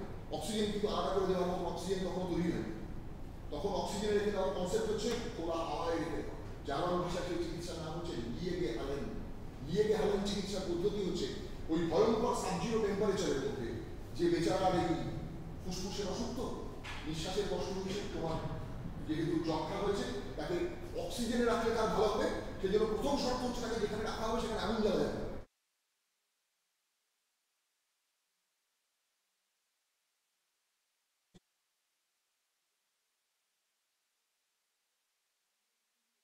বের করে তাকে বাইরের বারান্দায় সরিয়ে রাখা হয়। এইটাই ছিল চিকিৎসা পদ্ধতি। স্যানিটোরিয়াম বলতো এই চিকিৎসার জায়গাগুলো, যেখানে যক্ষা রোগীদের চিকিৎসা হতো, এই আসল চিকিৎসা। ভয়ঙ্কর বৃষ্টি পড়ছে ওই ঠান্ডার মধ্যে, সাব-জিরো টেম্পারেচারে, আর বারান্দায় লাইন দিয়ে সমান আছে এই সমস্ত যক্ষা রোগীকে, যদি তারা একটু অক্সিজেন বেশি। রামানুজনের উপর এই চিকিৎসা চলবে। রামানুজন সেইখান থেকে চিঠি লিখছেন হার্ডিকে। হার্ডি, ওরা যদি আমার নামে অভিযোগ করে যে আমি বারবার চান করি, ওদের কথা শুনি না, তুমি বিশ্বাস করো বাথরুমটা আসলে একটু কোজি, এখানে আমার কম ঠান্ডা লাগে, তাই আমি বারবার এখানে চলে আসি। আমি চান করি না, ওরা আমাকে আগুন জ্বালাতে দিচ্ছে না, তুমি ওদের রিকোয়েস্ট করো আমাকে যেন একটু আগুন জ্বালাতে দেয়, আগুনের পাশে না বসে আমি সহ্য করতে পারছি। এই দু এক কথা দেখো কাল রাত্রে না আমি এই রেজাল্টটা পেয়েছি, ওই চিঠির মধ্যে সেই রেজাল্ট পেয়েছি। যখন প্রথম বিশ্বযুদ্ধ বাঁধল, রামানুজের মায়ের কাছে প্রতিজ্ঞা করে গিয়েছিলেন ব্রাহ্মণ আচার ধর্ম মেনে চলবেন। ব্রাহ্মণ আচার ধর্ম হয় প্রথমত হচ্ছে নিরামিষ আহার। প্রথম দিকে একদম শুরুর কয়েক মাস অসুবিধে ছিল না নিরামিষ আহার। এক বন্ধু পেছনে লেগেছিল প্রথম দিন, সেই ডিনারে তিনি গিয়েছিলেন, স্কলার হিসেবে সেই ডিনারের হাই টেবিলে যাওয়ার পারমিশন ছিল না। পেছনে লাগবে বলে আরেক তামিল ভারতীয় বন্ধু সে তাকে বলে, তিনি যখন বসেছেন খেতে, এই তুই এখানে বসছিস, ওই যে ছিটকে উঠে এসছে, ওই হাই টেবিল থেকে ছিটকে উঠে এসছে, আর জীবনে তুমি দ্বিতীয়বার কেন্দ্রিজের কোনো খাবার জায়গায় তিনি যাননি। তারপর থেকে সবার আহারে পুষ্টির অভাব ভাবেনি, কারণ দুধ, ছানা, ফল, পনির এই সমস্ত জিনিস অ্যাম্পলি পাওয়া যেত। কিন্তু আনফর্চুনেটলি যখন ফার্স্ট ওয়ার্ল্ড ওয়ার শুরু হলো, ওয়ার্ল্ড ওয়ারের ইতিহাস দেখলে তোমরা দেখবে যে ইংল্যান্ডে এই সমস্ত ডেয়ারি প্রোডাক্টস আসতো ডেনমার্ক, নরওয়ে থেকে, through sea routes. Sea route যখন জার্মান ইউবোটের ভয়ে বন্ধ হয়ে গেল, তখন ইংল্যান্ডে এই সমস্ত জিনিসের চালান কমপ্লিটলি বন্ধ হয়ে গেল এবং রীতিমতো রেশনিং তৈরি হল। যে রেশনিং ঠিক করে দেওয়া হলো যে কতটুকু কোন খাবারকে দিয়ে পয়সা থাকলেও তুমি দিতে পারবে। সেই সময়কার চিঠি আছে আমাদের বন্ধুকে ভারতবর্ষে লিখে পাঠাচ্ছেন, আমার জন্য চিন্তা করো না, আমি এখন শুধু লেবুর রস আর নুন দিয়ে ভাত খাওয়া অভ্যাস করে ফেলেছি। একটা মানুষ যদি রস আর নুন দিয়ে ভাত খেয়ে থাকে সাবজিরো টেম্পারেচারে, তার কোনো প্রোটিন নেই শরীরে, সূর্যের আলো তার গায়ে পড়ে না, কারণ সে দেশে সূর্যই ওঠে না, ভিটামিন ডি মারাত্মক ডেফিসিয়েন্সি, তার যত্ন হবে না। অ্যাকচুয়ালি শুধু আমাদের জন্য না, সেই সময়কার ভারতীয় ছাত্ররা যারা বিদেশে পড়তে যেত তাদের একটা বড় অংশে কমন ডিজিজ ছিল যক্ষা, এবং যক্ষা তখন মারণ ব্যাধি, যে ব্যাধি আমাদের তৈরি করেছিল। এবং এই যক্ষা যখন ভারতবর্ষে তিনি ফিরে আসছেন, তখনও ভয়ঙ্করভাবে তিনি অসুস্থ। ভাবা হয়েছিল ভারতবর্ষের ট্রপিক্যাল ওয়েদারে ফিরে এসে গরম দেশ, হয়তো তার কিছু ইম্প্রুভমেন্ট ঘটবে। সেভাবে ইম্প্রুভমেন্ট ঘটেনি, কারণ ততদিনে পরিস্থিতি হাতের বাইরে চলে গেছে। শেষ জীবনের শেষ পর্যায়ে একটার পর একটা বাড়ি চেঞ্জ করছেন, একবারে একজনের পর একজন ডাক্তার বদল করছেন। শেষ দিকের যে ছবি, সেই ছবি তোমার সামনে তুলে ধরি, এরকম বড় অন্তর একটা পবিত্র বলে একটা বাড়িতে মাদ্রাসে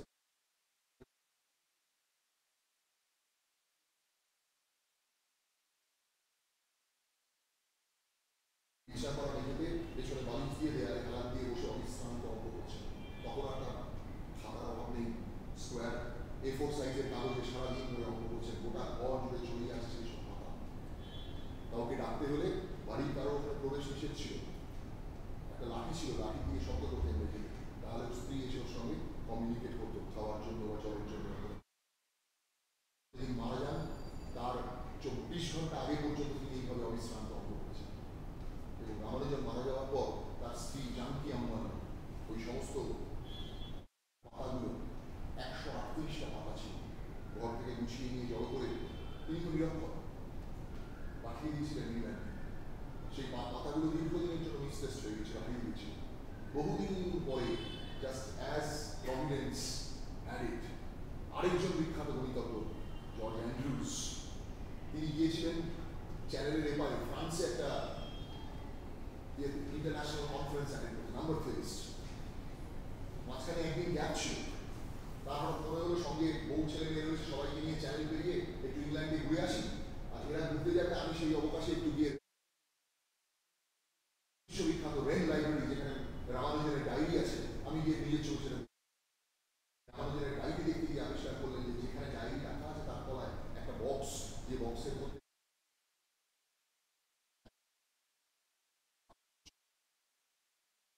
great mathematician himself George Andrews, ওইখানে এক মুহূর্তে বলে চিনতে পারলে যে এই কাগজ তো অসামান্য সমস্ত অঙ্ক, এবং এগুলো তো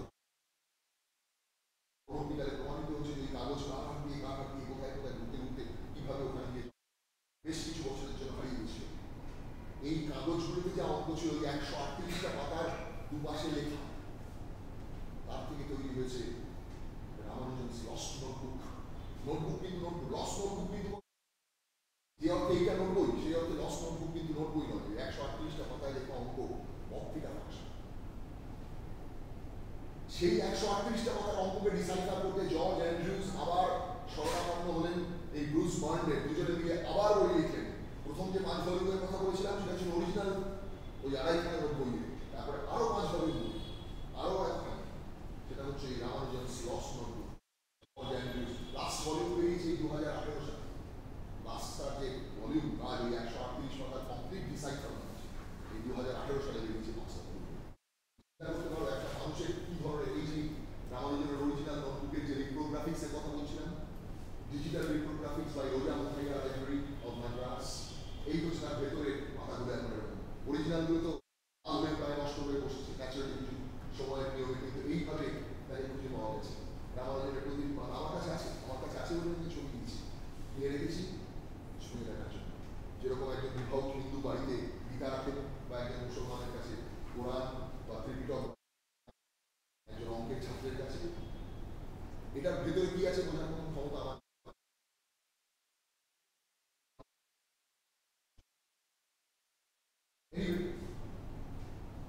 এই যে সেই 5টা ভলিউম বই যার কথা বলছিলাম, অরিজিনাল নোট বই, জীবনের বিরাট সময় কাটিয়ে দিয়েছেন ইনি। কমলাতা আম্মাল, রামানুজনের মা কমলতা, যদিও নাম কমলতা, আমার ব্যবহারে কমলতা খুবই কম ছিল বলে জানি। এবং আজকের তারিখে দাঁড়িয়ে এগুলো বলতে খুব রিগ্রেসিভ শোনাবে।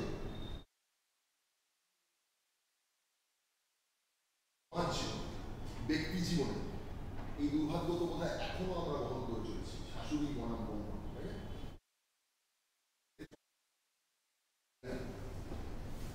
আমি জানি না তোমাদের পছন্দ হবে কিনা কথাটা, এটা আমার ব্যক্তি জীবন থেকেও আমি শিখেছি, দেখেছি, মাথার চুল উঠে গেল দেখছি।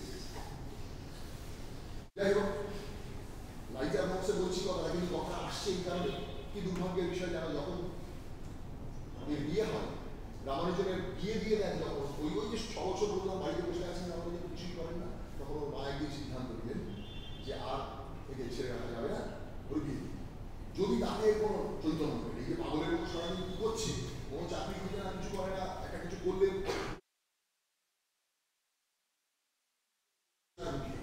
সেই জন্য ছেলের ঘরে বিয়ে দিয়ে দিলেন। রামানুজনের বাবা তার পরিবারে যা জানা যায় বলতে দেয়, তার মামাই অত্যন্ত দাপুটে মহিলা ছিলেন এবং তিনি নাকি আবার ওই বুঝি নিজে নিজে করতে পারেন। তো উনি নিজে এই রামানুজনের তো প্রশ্নই ওঠে না, রামানুজনের বাবার সঙ্গে পরামর্শ না করে এই মেয়ের সঙ্গে তার বিয়ের ব্যবস্থা করে বিয়ে দিলেন। তখন জানকীর বয়স হচ্ছে 9 বছর। জানকী আম্মা কিন্তু বেঁচে ছিলেন দীর্ঘদিন, ভারতবর্ষ তার কখনো লাগে 1994 সালে 94 বছর বয়সে তিনি মারা গিয়েছেন। রামানুজন তো মরে গেছেন 1920 সালে। মারা যাওয়ার পরই রামানুজনের বাড়ি থেকে তিনি বিতাড়িত করেছেন, কারণ তখন তার মায়ের মনে হয়েছে যে রামানুজনের এই শারীরিক অসুস্থতা দুর্ভাগ্যের জন্য ইনি দায়ী, এর গোষ্ঠী দায়ী। প্যাথেটিক হচ্ছে সেই গোষ্ঠী বিচার কিন্তু উনি করেছিলেন, গোষ্ঠী বিচার করে উনি জোগাড় করে নিয়েছিলেন। শুধু তাই নয়, আরো দুর্ভাগ্যের খবর হচ্ছে যখন রামানুজনের বিদেশে যাওয়া ঠিক হয়েছে, তখন বাচ্চা মেয়ে নামটি, তখন তার 13 বছর বয়স, সে যেতে চেয়েছিল, তাকে যেতে দেওয়া হয়নি, বলেছিল ওখানে বিদেশে গিয়ে করবে, সাহেবদের মধ্যে তুমি কোথায় যাবে, চুরি করবে, সেটা মেনে নেওয়া যায়, সেটা খুব একটা অস্বাভাবিক সিদ্ধান্ত নয়। কিন্তু ওই 5 বছরে রামানুজনকে তিনি যতগুলো রামানুজনকে লেখা চিঠিগুলো তার মাকে আর শাশুড়িকে তিনি দিতেন, তিনি নিয়ে নিতেন যে আমি পৌঁছে দেবো, বন্দি করে রেখে দিতেন, কারণ তার মনে হয়েছিল ছেলের কনসেন্ট্রেশনে বিঘ্ন ঘটে।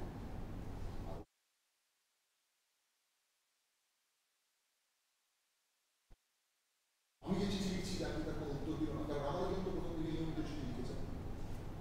আরো প্যাথেটিক হচ্ছে, ওই সময়ের মধ্যে একবারের জন্য জানকী তার শ্বশুর বাড়ির থেকে বাপের বাড়ি যাওয়ার, দাদার বিয়ে উপলক্ষে 1 মাসের জন্য সুযোগ পেয়েছিল। সেইখান থেকে লেখা একটি মাত্র চিঠি ইংল্যান্ডে পৌঁছেছিল রামানুজনের হাতে দিয়ে, যে চিঠিতে জানকী সেই চিঠিতে ওই পরিস্থিতির কথা লিখে বলেছেন যে আমাকে কিছু টাকা পাঠাও, আমি দাদার বিয়েতে শাড়ি কিনে দিতে চাই। রামানুজন কি লিখছেন যে মেয়ে আমার সঙ্গে কোনো যোগাযোগই রাখে না, আমাকে ভুলে গেল, সে কথা আমার কাছে টাকা চেয়ে পাঠাচ্ছে। ওই যে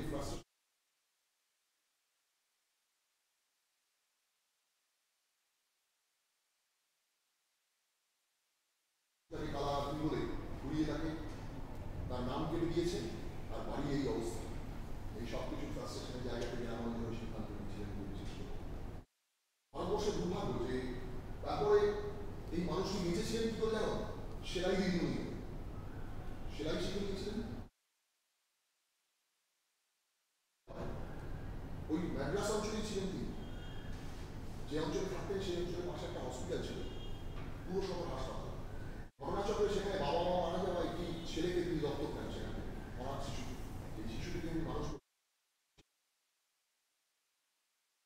শিশুটি বড় হয়ে ব্যাংকে চাকরি পান, পড়াশোনা করেছে, স্টেট ব্যাংকে চাকরি করতো সেই ছেলেটি।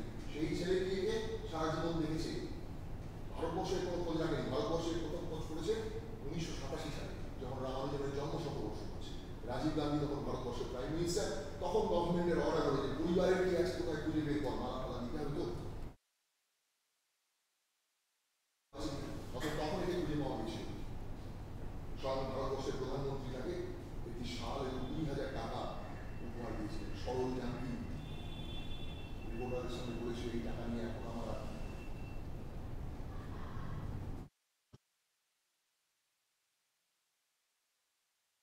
নাম তোমরা জানো, ব্রিটিশ নদী। সেই সময় সবাই জানকীর অস্তিত্ব সম্বন্ধে জানতে না। বাইরের টাইম ফেরা চলে গেছে।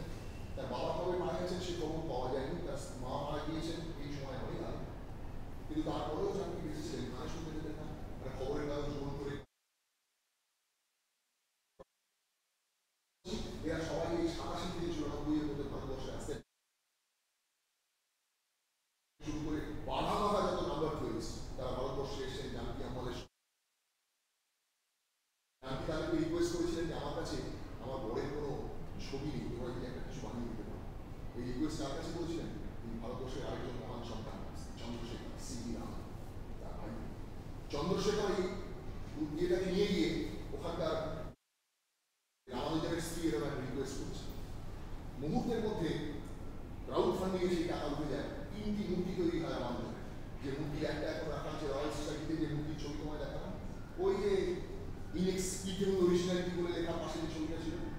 আরেকটি রাখা আছে রামানুজনের ওই জানকিকে যেটা দিয়ে দিয়েছিলেন ওনারা, সেইটা এখন রাখা আছে ওই শাস্ত্রে তৈরি করা যে মিউজিয়াম, সেখানে আর একটি পার্সোনাল কপি নিয়ে গেছিলেন চন্দ্রশেখর। যাই হোক, ভারতবর্ষ এনাদের কথা, আচ্ছা আমার তো আর সময় নেই। গল্প একটা গল্প আমি বলে দিতে পারি ঘন্টার পর ঘন্টায় রামানুজনকে নিয়ে, কিন্তু তোমাদের কি সময় আছে? 5 সাড়ে 6 শেষ হওয়ার কথা।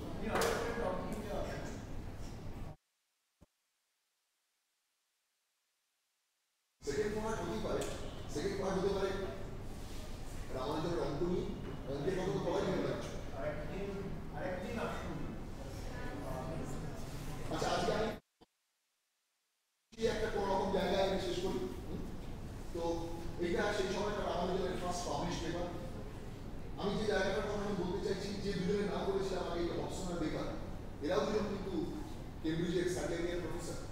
এদের কাছে রামানুজন চিঠি পাঠিয়েছিলেন যখন উনি এখানে দেওয়ান বাহাদুর রামচন্দ্র রাওয়ের বলতে পারো পার্সোনাল পেট্রোনেজে 20 টাকা মাসিক যখন তিনি শেষ পর্যন্ত একটা জোগাড় করতে পারলেন, এবং তারপরে তারই রেফারেন্সে মাদ্রাজ পোর্ট ট্রাস্টে একটা কেরানির চাকরি পেলেন। চাকরিও প্রায় যেতে বলেছিল, কারণ চাকরিতে যে হিসেব লেখা খাতা, উনি তার পেছন দিকে বিপুল পরিমাণে অঙ্ক করে রাখতেন। তো একদিন গিয়ে যথারীতি ভারতীয়দের যা কাজ আর কি, এই যে মাথা নষ্ট করছে। তো সাহেব যেহেতু অত্যন্ত উচ্চশিক্ষিত, তিনি ওরা দেখে কৌতূহল বেশি হয়, কারণ তিনি ওর যে উপরওয়ালা নারায়ণ আয়ার, যে রামানুজনকে বড় ভাইয়ের মতো আগলে রাখতো, তাকে ডেকে পাঠান তোমার ডিপার্টমেন্টের এই নারায়ণ আয়ার। তাকে বলে নারায়ণ আয়ার নিজেও অঙ্কের একজন উৎসাহী মানুষ, যে ইন্ডিয়ান ম্যাথমেটিক্যাল সোসাইটির মেম্বার, চাকরি করছে না তিনি কিন্তু ইন্ডিয়ান ম্যাথমেটিক্যাল সোসাইটির মেম্বার। এবং রামানুজনকে নিয়ে গিয়ে তার বাড়িতে রেখেছেন, রাত্রিবেলা দুজন মিলে একসাথে অঙ্ক করেন। রামানুজনের দেখা যায় উনি একটা সেট কিনেছেন, আর রামানুজন যেগুলো লাফি করে বুঝিয়ে বলতে, আর আমাদের কিছুতেই বুঝতে পারেন না যে আর বুঝিয়ে বলার এদিকে আছে, তো হচ্ছে তো দেখাই যাচ্ছে। অতএব এইটা দুজনের মধ্যে খুব একটা ঘনিষ্ঠ সম্পর্ক তৈরি হয়েছিল। যে নারায়ণ আয়ার ওনাকে বোঝান, স্যার ফ্রান্সিস স্প্রিং সেই সাহেবের নাম, যে এই ছেলেটি একটি অসাধারণ মেধা সম্পন্ন গুরুত্বপূর্ণ। ফ্রান্সিস স্প্রিং তখন তার কাগজপত্র নিয়ে বিদেশে পাঠাতে বলেন। নারায়ণ আয়ার সেই পরামর্শ দিলেন, আমাদের প্রথম যাদের কাছে চিঠি লেখেন তারাই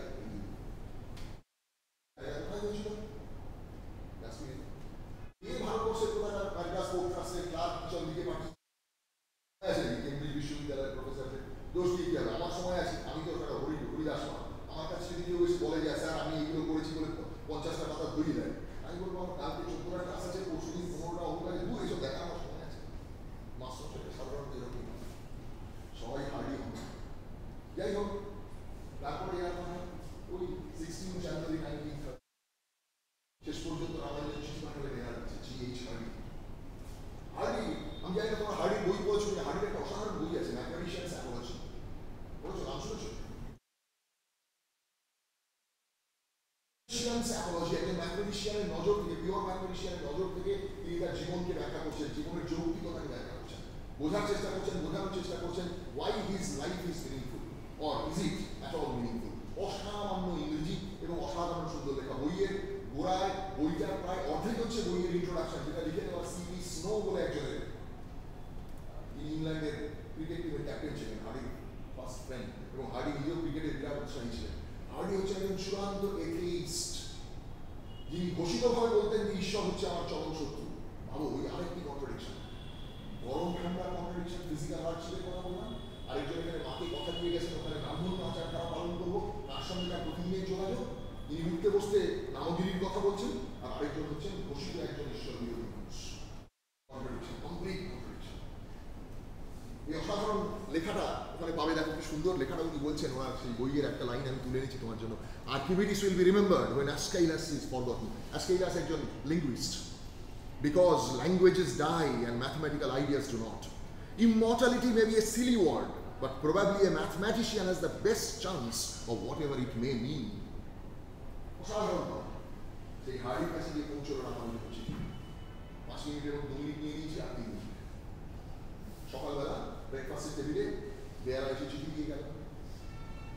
বিভিন্ন জায়গা থেকে চিঠির মধ্যে পেট মোটা এই চিঠিটা, আর যখন খুললেন, খুলে বের করে দেখলেন সেই চিঠির গোড়াতে লেখা আছে এরকম: I beg as a clerk of accounts department of the Port Trust Office at Madras at a salary of £20 per annum.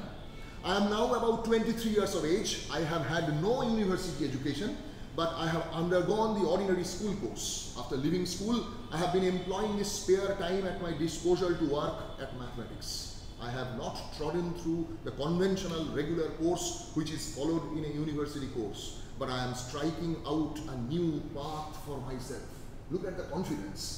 I am striking out a new path for myself. I have made a special investigation of the divergent series in general, and the results I get are termed by the local mathematician as startling. তারপরে 20 পাতা জোড়া 120টা formula লিখে দেওয়া, এবং সেই 120টা formula কেমন দেখতে গিয়ে সেই অরিজিনাল চিঠিটা দুর্ভাগ্য প্রথম 2 পাতা হারিয়ে গেছে, প্রথম 2 পাতা পাওয়া যায়নি। পরবর্তী পাতাগুলো এরকম দেখতে পাচ্ছ, সংখ্যা ধীরে ধীরে বিচিত্র সব ফর্মুলা, একটু বড় করে দেখালেই হবে এরকম, সেটা হলে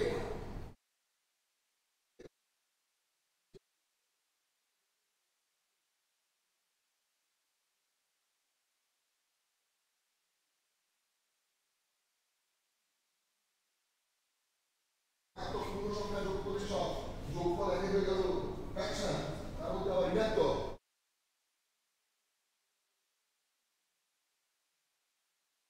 পাগলের নাম আর কি বলছে, কাজে রামানুজনকে যারা পাগল বলেছিলেন তাদের কিন্তু খুব বেশি দোষ দেওয়া যায় না।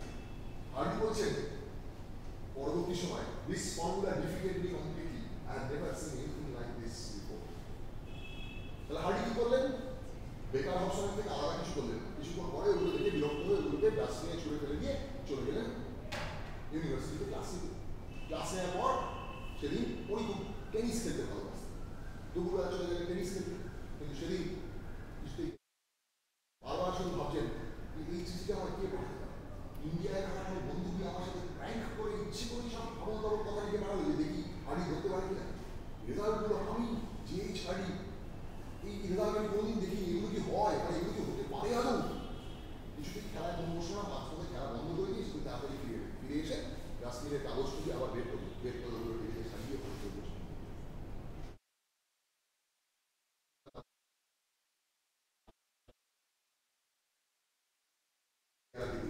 ডিনারে আমার সঙ্গে দেখা করো, ইন্টারেস্টিং একটা ব্যাপার নিয়ে আলোচনা হচ্ছে। ডিনারের পর তিনি বন্ধু আবার এসে বসলেন ওই ওয়েলস মোড়ে তার ঘরে। সূর্য উঠছে, তখন সিদ্ধান্ত নিয়েছেন এটা একটা আনপালিশড কাহিনী, একে নষ্ট করে দেওয়া যাবে না, একে এখানে নিয়ে আসতে, এখানে A single look at them is enough to show that they could be written down by a mathematician of the highest class. কিন্তু হলে কি হয়? আর চিঠিতে লিখছে লোকে যে তোমার এই রেজাল্টগুলো তো অসামান্য, আমি এরকম রেজাল্ট কোনোদিন কোথাও দেখিনি, কিন্তু এগুলো তো প্রমাণ চাই, তুমি এগুলোর প্রমাণ আমার কাছে পাঠাও। চিঠি পেয়ে রামানুজন জীবনে প্রথমবার উচ্ছ্বসিত হল যে এই প্রথম অত বড় ভাবে কেউ বলছে না যে তুমি পাগল, কেউ বলছে না যে তুমি উন্মাদ, তুমি চিরগ্রস্ত, তুমি জালিয়া। তিনি প্রমাণ চাইছেন, অন্তত তিনি স্বীকার করছেন যে রেজাল্টগুলো ভালো। সেই চিঠি নিয়ে দেখা বেরোলেন সব জায়গায়। সেই চিঠির দৌলতে মাদ্রাজ বিশ্ববিদ্যালয় 20 টাকা মাসিক স্কলারশিপের ব্যবস্থা করলো রামানুজনের জন্য। কিন্তু রামানুজন উত্তর দেবেন কি চিঠি? উত্তরে চিঠিতে রামানুজন লিখলেন, হার্ডি, তোমার এই চিঠি আমাকে না খেয়ে মরার থেকে বাঁচিয়েছে। তোমার এই চিঠি লোকের কাছে প্রমাণ করেছে যে আমি আর যাই হই কোনো জালিয়াত উন্মাদ নই। কিন্তু তুমি আমার কাছে কি প্রমাণ চাইছো? মানে প্রমাণ ব্যাপারটা ঠিক কি? মানে এগুলো তো হয়, এগুলো তো আমি দেখতে পাই, এগুলো হয়। মানে আমি যদি তোমাকে এর প্রমাণ বলি, আমি তোমাকে একটা এক্সাক্ট ল্যাঙ্গুয়েজ প্রমাণটা আলাদা করে বোঝাতে গেলে ঘন্টা দিয়ে সময় লাগবে আমার। এটা প্রমাণ কি বলতে চেয়েছিলেন রামানুজন? ওই যে বললাম রামানুজন রামানুজনের ভাষায় বলছেন, তোমাকে তার ভাষাটা বুঝে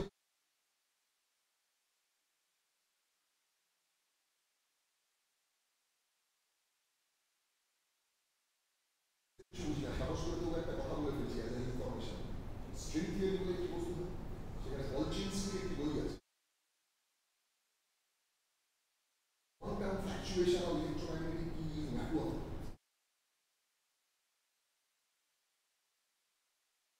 এই ইকুয়েশনটাই 1 + 2 + 3 is equals to -1/2 ক্যাশমির এফেক্ট।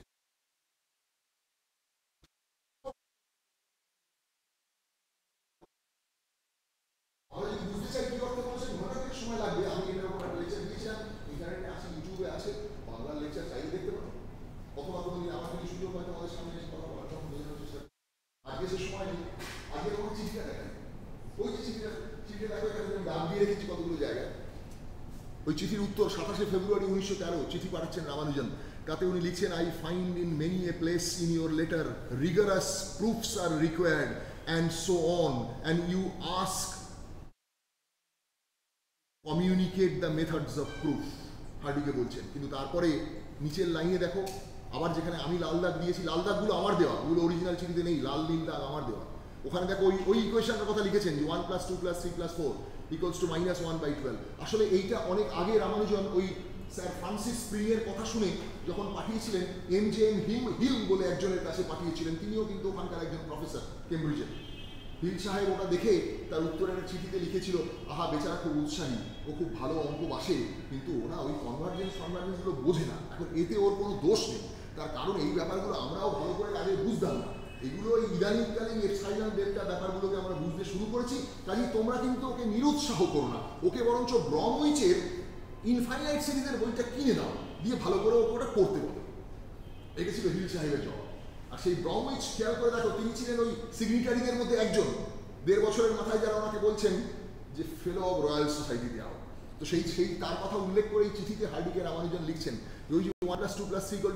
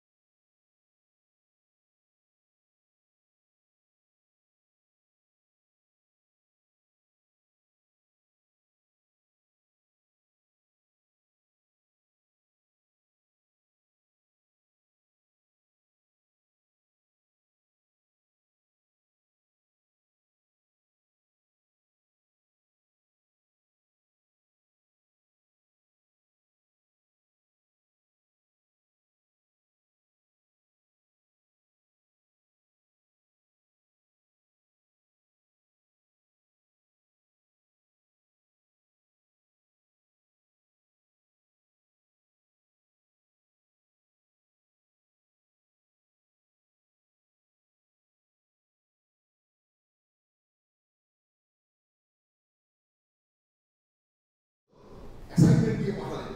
আসল অ্যাসাইনমেন্টটা লুকোনো, যে ওখানে রামানুজন নামে একটা লোক আছে, তার সঙ্গে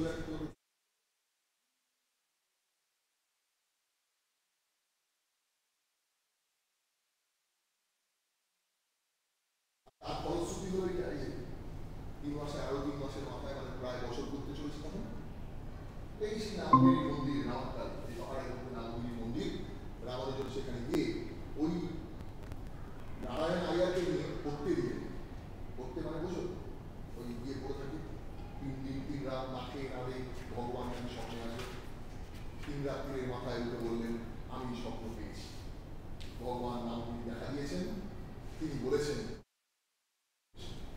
এবং এইকে শুনে তার মা বললেন যে আমিও গত রাতে স্বপ্ন দেখেছি আমি দেখেছি রামাঞ্জু নিচু হয়ে অঙ্ক করছে আর সাদা সাহেবরা গোল হয়ে তাকে ঘিরে আছে এটাই ইঙ্গিত যে দেবী রাজি হয়েছে এই ইঙ্গিতের বসায় ছেলেকে নিয়ে যেতে আরম্ভ করলেন কিন্তু তাতে আগেই তোমাকে বলেছি তার যাদচ্যুত হওয়া কিন্তু আটকায় মৃত্যুর পরে তার সব যেতেও বহন করার লোক হওয়া যাই হোক এই তো তার ভারতবর্ষ থেকে যাওয়ার কথা তারপরে ভারতবর্ষ থেকে গিয়ে তিনি সেখানে কি করলেন কিভাবে করলেন সেগুলো জানতে হবে জানতে গেলে আরো অনেক কিছু জানতে হবে করতে হবে তার অসাধারণ সমস্ত অঙ্কের কথা আমি আমি আমার সময় নেই আজকে আর আমি এইসব গল্প আজ করবো না আমি শেষ জায়গায় নিয়ে চলে যাই মারা গিয়েছেন তিনি এপ্রিল মাসে ভারতবর্ষে ফেরার পর একটি মাত্র চিঠি তিনি লিখেছিলেন হার্ডিকে সেই চিঠির তারিখ হচ্ছে 12 জানুয়ারি 1920 মনে রাখো এই 12 জানুয়ারি 1920 তে 22 মাথার চিঠি তিনি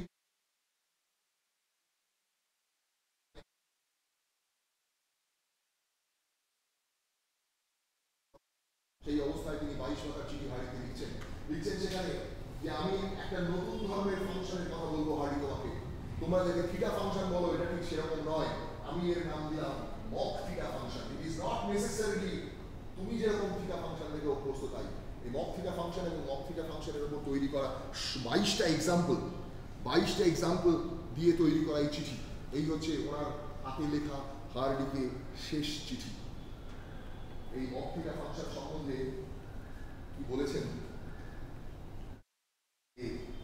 ওয়াটসন তখন লন্ডন ম্যাথমেটিক্যাল সোসাইটির সভাপতি হার্ডিকে পাঠানো এই চিঠি উল্লেখ করে মক থিটা অপেক্ষকদের নিয়ে পরবর্তী সময়ে যারা কাজ করেছেন তাদের অন্যতম অগ্রণী ভূমিকায় ছিলেন জি.এন. ওয়াটসন তার কথায় রামানুজন যেখানে মক থিটা অপেক্ষক বলতে কি বোঝাতে চান সেটা বলেছিলেন সেই লেখার প্রথম 3টে পাতা বেশ বটে কিন্তু যতই অস্পষ্ট বা খাপছাড়া ভাবে বলা হোক না কেন বিষয়বস্তুর অসামান্য গভীরতায় সেটা গণিতের যে সত্যকে প্রকাশ করেছিল তা এতই শুধু সভাপতি হিসেবে ওয়াটসন যখন ভাষণ দিতে উঠলেন সেই ভাষণের বিষয়বস্তু ছিল ওই মক থিটা ফাংশনটা শুধু তাই নয় বছরের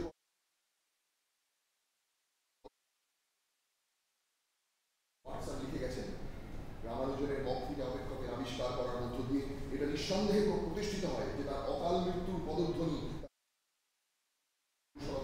বিন্দু মাত্র কমাতে পারেনি তার যে কোনো অতীত আবিষ্কারের মতন মক থিটা অপেক্ষকের আবিষ্কার এমন একটা কাজ যে শুধুমাত্র সেই কারণেই তার নাম গণিতের ইতিহাসে চিরকাল ভাস্বর হয়ে থাকতে পারে তার অনুগামীদের কাছে এই আবিষ্কার চিরকাল এক বিস্মিত আনন্দে মাথা প্রেরণার উৎস হয়ে থাকবে যতদিন না আমাদেরও যাওয়ার সময় ঘনিয়ে আসবে যতদিন না আমাদেরও ডাক পড়বে সেই ক্রসের পাইনের বাগানে গার্ডেন অফ ক্রসের পাইন সুইনবার্নের লেখা সেই বিখ্যাত কবিতা পেল Beyond porch and portal crowned she comes, crowned with crown leaves she stands, who gathers all things mortal with cold, immortal hands. দেউড়ি পাড়ায় সিংহদুয়ার দাঁড়ায় শেখায় দেরিতে আমার পাতার মুকুট শোভিত ললাটে পাণ্ডুর মুখ যেন আঁকা পটে শীতল দিব্য হাতখানি তার নশ্বর যত জীবনের ভার পুরায় লবেন তিনি এই সেই বিয়েতে লাইন যার কথা বলছিলাম রামানুজনের মৃত্যু 54 বছর পরে এই যে রেজাল্ট ICM 2010 ভারতবর্ষে আজ পর্যন্ত হওয়া একমাত্র ইন্টারন্যাশনাল কংগ্রেস অফ ম্যাথমেটিশিয়ানস 2010 হায়দ্রাবাদে হয়েছিল আমার সৌভাগ্য ছিল সেখানে উপস্থিত থাকা সেইখানে এইটা ছিল তাদের অফিসিয়াল যে পোস্টার সেই পোস্টারে রামানুজনের এই টাউ কনজেকচার প্রমাণ করেছিলেন এই বিয়ের লাইন তার জন্য ফিল্ডস মেডেল তোমরা যেন অঙ্কের সর্বোচ্চ সম্মান আন্তর্জাতিক ফিল্ডস মেডেল পেয়েছিলেন বিয়ের লাইন আর ওই যে যার যে বইগুলোর কথা বলছিলাম রামানুজন লস্ট নোটবুক এই সেই জল আবার 5 বছর বই 2005 থেকে লিখতে শুরু করে 2018 last volume Ramanujan lost notebook এইটি আরেকটি বই যেটার কথা খুব কম লোক জানে রামানুজনকে নিয়ে অসাধারণ আরেকটি বই যে বইটা আমরা সবাই জানি ক্যানিগেলের পৃথিবী বিখ্যাত বই যেটা লিখে ক্যানিগেল আলাদা করে প্রফেসর অফ MIT-তে প্রফেসরশিপ হিসেবে তাকে ডেকে নিয়েছিল, ক্যানিকেল ছিলেন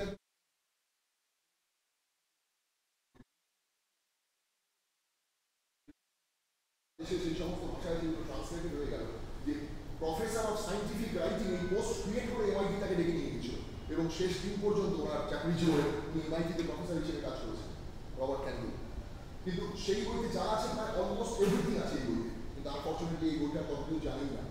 এটা ভারতবর্ষ থেকে লেখা। ওয়াজির হাসান আবদি সেই সময় অলমোস্ট একই সময়, যে সময় উনি আমেরিকায় বসে ওই বই লিখছেন, হাসান আবদি এই বই Indian institute of science Bangalore থেকে প্যাট্রোনাইজ করেছিল, সেইখান থেকে এই বই লিখেছিল Ramanujan. The toil and triumph of Srinivasa Ramanujan, the man and the mathematician. এটার মধ্যে রামানুজনের ম্যাথমেটিক্সের কথা লিখে এবং এই বইটাকে নিয়ে অভিজ্ঞর এই বইটার গল্পকে তুলে নিয়ে হলিউড মুভি তৈরি হয়েছে 2015-তে, যেখানে আয়ান্স অসামান্য পাঠ করেছে। হার্ডি মনে হচ্ছিল পর্দায় উঠে এসছেন জ্যান্ত হার্ডি, যদিও রামানুজন ততটা পছন্দ পাইনি, তার কারণ ব্যক্তিগতভাবে আমার রামানুজনের চেহারা অনেক বেশি মারাতো। যিনি প্রথম এখানে কাস্টিং হয়েছিলেন সেই মাধবনকে যদি নেওয়া যায়নি, সেটা পরে দেবকাঠি ভালো অভিনয় করেছেন, কিন্তু রামানুজনের চেহারার সঙ্গে তার ন্যূনতম সাদৃশ্য নেই। ওরকম স্লিম টল লম্বা ফিগার রামানুজনের নয়, তিনি মোটা মোচা বেটে গোলিয়াল, মুখটা মুখে বক্সে, তার সম্পূর্ণ অন্য ধরনের অ্যাপিয়ারেন্স। ছিলেন খুব সহজে মাধবনকে ওই রকম মেকআপ। সেই 125 বছরের বার্থ অ্যানিভার্সারি প্রোগ্রাম, যেখানে এই বইটা 10টা ভারতীয় ভাষায় অনুবাদ করার প্রোগ্রাম নিয়েছিল government of India through Ramanujan mathematical society national board. আমার সৌভাগ্য যে সেই বই বাংলায় অনুবাদ করার সুযোগ আমার হয়েছে। এই বই ন্যাশনাল বুক ট্রাস্ট থেকে বেরিয়েছে, এখান থেকে বেরিয়ে একটু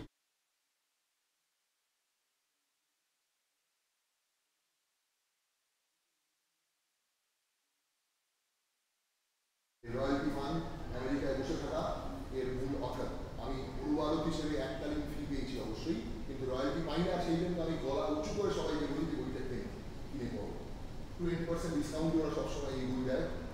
প্রায় 10,000 কপির উপর এই বই বিক্রি হয়েছে গত 10 বছরে। আমার আরেকটা বিরাট আনন্দ, সৌভাগ্য, গর্বের জায়গা, এই বই যা দিয়ে প্রকাশিত হয়েছে, কিন্তু ভারত মাতার আরেকজন অত্যন্ত কৃতি সন্তান, তিনিও কিন্তু কেমব্রিজ বিশ্ববিদ্যালয়ের আরেকজন ফেলো। তিনি কেমব্রিজের ওই ট্রিনিটি কলেজের ফেলো, শুধু তাই অমর্ত্য সেনের হাতে, এবং তার পাশে তিনি রয়েছেন, একে তোমরা চেনে জানি না, ইনি এই মুহূর্তে জীবিত ভারতবর্ষ গণিতজ্ঞদের মধ্যে সর্বাগ্রগণ্য একজন প্রফেসর এম.এস. রঘুনাথন। তিনি এই কমিটির চেয়ারম্যান ছিলেন। ওইখানে উপস্থিত ছিলেন যারা, তাদের মধ্যে প্রেসিডেন্সি ব্যাপারটা চলে আসে, কারণ নীলকমলার Presidency University vice chancellor professor Malabika Sarkar, সেদিন তিনিও উপস্থিত ছিলেন সেখানে। তিনি প্রফেসর বিমল রায় আইএসআই এই অনুষ্ঠান পরবর্তীকালে এইটা ডাউনলোড করে পড়তে পারো। আমি এই বই লেখার সময় আমার মনে হয়েছিল বইটা যেহেতু 100 বছরের মাথায় লেখা, 125 বছরের মাথায় আমরা তার অনুবাদ করছি, ওই 25 বছরের মধ্যে রামানুজনকে জড়িয়ে অঙ্কের জগতে এবং অঙ্কের বাইরের যে জগৎ অর্থাৎ সোশিও কালচারাল যে অ্যাসপেক্ট, দুটোতেই বহু কিছু ঘটনা ঘটে গেছে যেগুলো ওই বইয়ের মধ্যে ধরা পড়েনি, ধরা পড়া সম্ভব ছিল না, কারণ 100 বছরের মাথায় লেখা বই। সেইগুলো প্রপোজ করে লিখতে চাওয়ায় পরবর্তীকালে যখন রঘুনাথন আমাকেই সেটা লেখার প্রস্তাব দেন, সেটা লিখে সেই জিনিসটার আর্টিকেলটাই লেখা, যেটা ওই বইয়ের সঙ্গে পারমিশন নিয়ে ক্যানিকেল বলেছিল এই অংশটা আমার নাম দিয়েই ছাপতে হবে, সেটা আমার নাম দিয়ে বইয়ের সেটা অরিজিনাল আর্টিকেল যেটা দিয়েছিলাম বাংলায়, ইংলিশ বেশি ভাবনা পত্রিকায় এটা আছে। রামানুজনের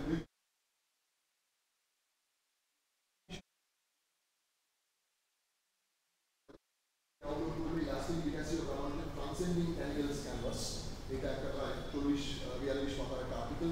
ইচ্ছে করলে করে দেখতে পারো। এখানে রামানুজন সংক্রান্ত আরো অনেক আধুনিক ইনফরমেশনসগুলো পাবে, আপডেটেড ইনফরমেশন ক্যানিকেলের বইতে যেগুলো ছিল না। ক্যানিকেল নিজে এসেছিলেন সেই সময় ভারতবর্ষের রামানুজনকে নিয়ে লেকচার, একাধিক লেকচার ভারতবর্ষের বিভিন্ন সিটি দিয়েছেন, কলকাতায় আসেন। যাই হোক, শেষ করবো এখানে রামানুজন সম্বন্ধে এই কথাগুলো বলে যে দেখো, ইংরেজিতে ক্যানিকেল বলেছেন রামানুজনের সৃষ্টি চিরকাল অক্ষয় হয়ে থাকবে। তবে এটাও নিশ্চিত যে তার কাজ গান্ধী, শেক্সপিয়ার অথবা বাকের কীর্তির মতো সাধারণ জনগণের হৃদয়ে ক্লান্ত হবে না। তা সত্ত্বেও তার গণিত ভাবনা সংশ্লিষ্ট মুষ্টিমেয় বিশেষজ্ঞের সূত্র ধরে ক্রমেই ছড়িয়ে পড়বে এবং মিশে যাবে এই বিশ্বের বৃহত্তর বৌদ্ধিক চেতনার শক্তিতে, আর সেখান থেকে ঠাঁই করে নেবে মানব সভ্যতার সুখগীত ও বহু ব্যর্থ জ্ঞান ভাণ্ডারে। বিশুদ্ধ গণিতের বিশেষজ্ঞদের কাজের ধারা সম্বন্ধে খুবই সামান্য হতে পারে, তবে এর চরিত্রে এক ধরনের চিরকালের স্থায়িত্ব আছে। যাতে চিরস্থায়ী কোনো আকর্ষণ রয়েছে এমন কোনো কিছু সৃষ্টি করা, তা সে একছত্র কবিতাই হোক বা জ্যামিতির কোনো উপপাদ্য, সেটা বিপুল সংখ্যক মানুষের সাধ্যে বহু বাড়ির একটা আছে। Thank you.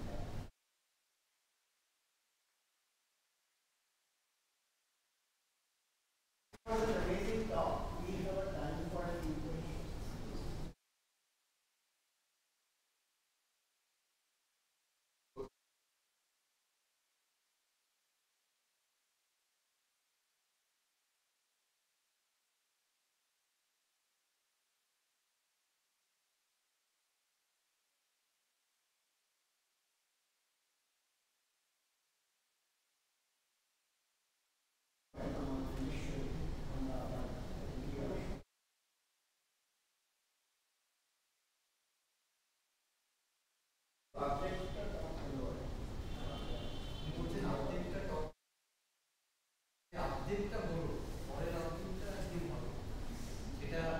ঠিক আছে, পরের অর্ধেকটা আমরা নিজের উপরে জেনে নেব। আই থিঙ্ক একটা অপশন, তাই না? বাকিটা টস বেয়ারার যারা আছে তারা নিজেরাই বহন করবে। উৎসাহটাকে চালিয়ে দেওয়া শুধু একজন মাস্টারমশাইয়ের কাজ, আমরা শুধু এইটুকুই করতে পারি। বাকি আজকের প্রজন্মের ছেলেমেয়েরা হাতের সামনে সব কিছু রয়েছে, দুনিয়া হাতের মুঠোয়, ইন্টারনেটে। চাইলেই শুধুমাত্র লাইট না দিয়ে কিছুটা সময় যদি ওদিকে দেওয়া যায়, তাহলে